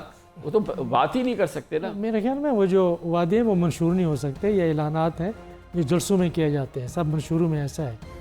अगर कोई समझदार सियासतदान होता, माफ़ी चाहता हूँ मैं ये बात कह रहा हूँ, तो वो ये कहता कि हमारे पास ये प्रोग्राम है, ये 2 करोड़ 20 लाख बच्चे जो स्कूलों से बाहर हैं, एक बाहर नहीं होगा, ये हमारा मुल्क का मुस्तकबिल है। मंशूर में ये होता कि हमने स्टील मिल को इतना महीने के अंदर या खुद चलाना है या इसको प्राइवेटाइज करना है। ये करते कि जो पावर डिस्ट्रीब्यूशन कंपनीज़ हैं इनको हमने इस तरह से प्राइवेटाइज करते, ये रिफॉर्म नहीं हो सकती, दुनिया तब्दील हो चुकी है। और ये करते सामने बात रखते कि जी हमने रेलवेज़ को किस तरीके से तरक्की देनी है। मोटरवेज़ बनाने का तो दावा सब करते हैं, हमने मोटरवेज़ बना दी, मोटरवेज़ बना दी, यहाँ कोई तेल के कुएँ तो नहीं निकले हुए, आप बाहर से ख़रीद करते हैं। आपका सबसे बड़ा जो बिल है 18 से कोई 22 बिलियन डॉलर का, वो तेल की दरामद है जी। फिर इसके बाद आप ये मंसूबा रखते हैं कि हमने इतना डैम्स शुरू करनी है, इतना के ऊपर स्टडी वापडा ने की हुई है और हमारी ये मुद्दत है, इसके अंदर हमने उनको मुकम्मल करना है। जो प्रैक्टिकल चीज़ें हैं वो मुझे नज़र नहीं आती। या देखें, सबसे बड़ी बात ये होती है हुकूमत के खर्च करने के लिए कि आपके रेवेन्यूज़ कहाँ से आ रहे हैं। उधार लेना तो आसान है, मुश्किल की बात यह है कि आप जी डॉक्टर साहब ये इस पे तो हमारी गुफ्तगू जारी रहेगी, और अब कल का बहुत इंपॉर्टेंट दिन है और ज़ाहिर तैयारी करनी है, और आवाम को भी ये है कि ज़रूर निकलें, वोट ज़रूर दें। अपना हक़ राय दही इस्तेमाल ना करना ज़्यादा बड़ा एक जुर्म तो ना कहना चाहिए, मगर ये कि इस वक्त पाकिस्तान की ज़रूरत ये है कि आप निकले, अपना वोट एक्सरसाइज करें ताकि अक्कासी हो सके कि पाकिस्तानी चाहते क्या हैं। कामरान खान को इजाज़त, कल इंशाल्लाह इलेक्शन डे की नशरियात के साथ हाजिर होंगे। अल्लाह हाफ़िज़ नासिर।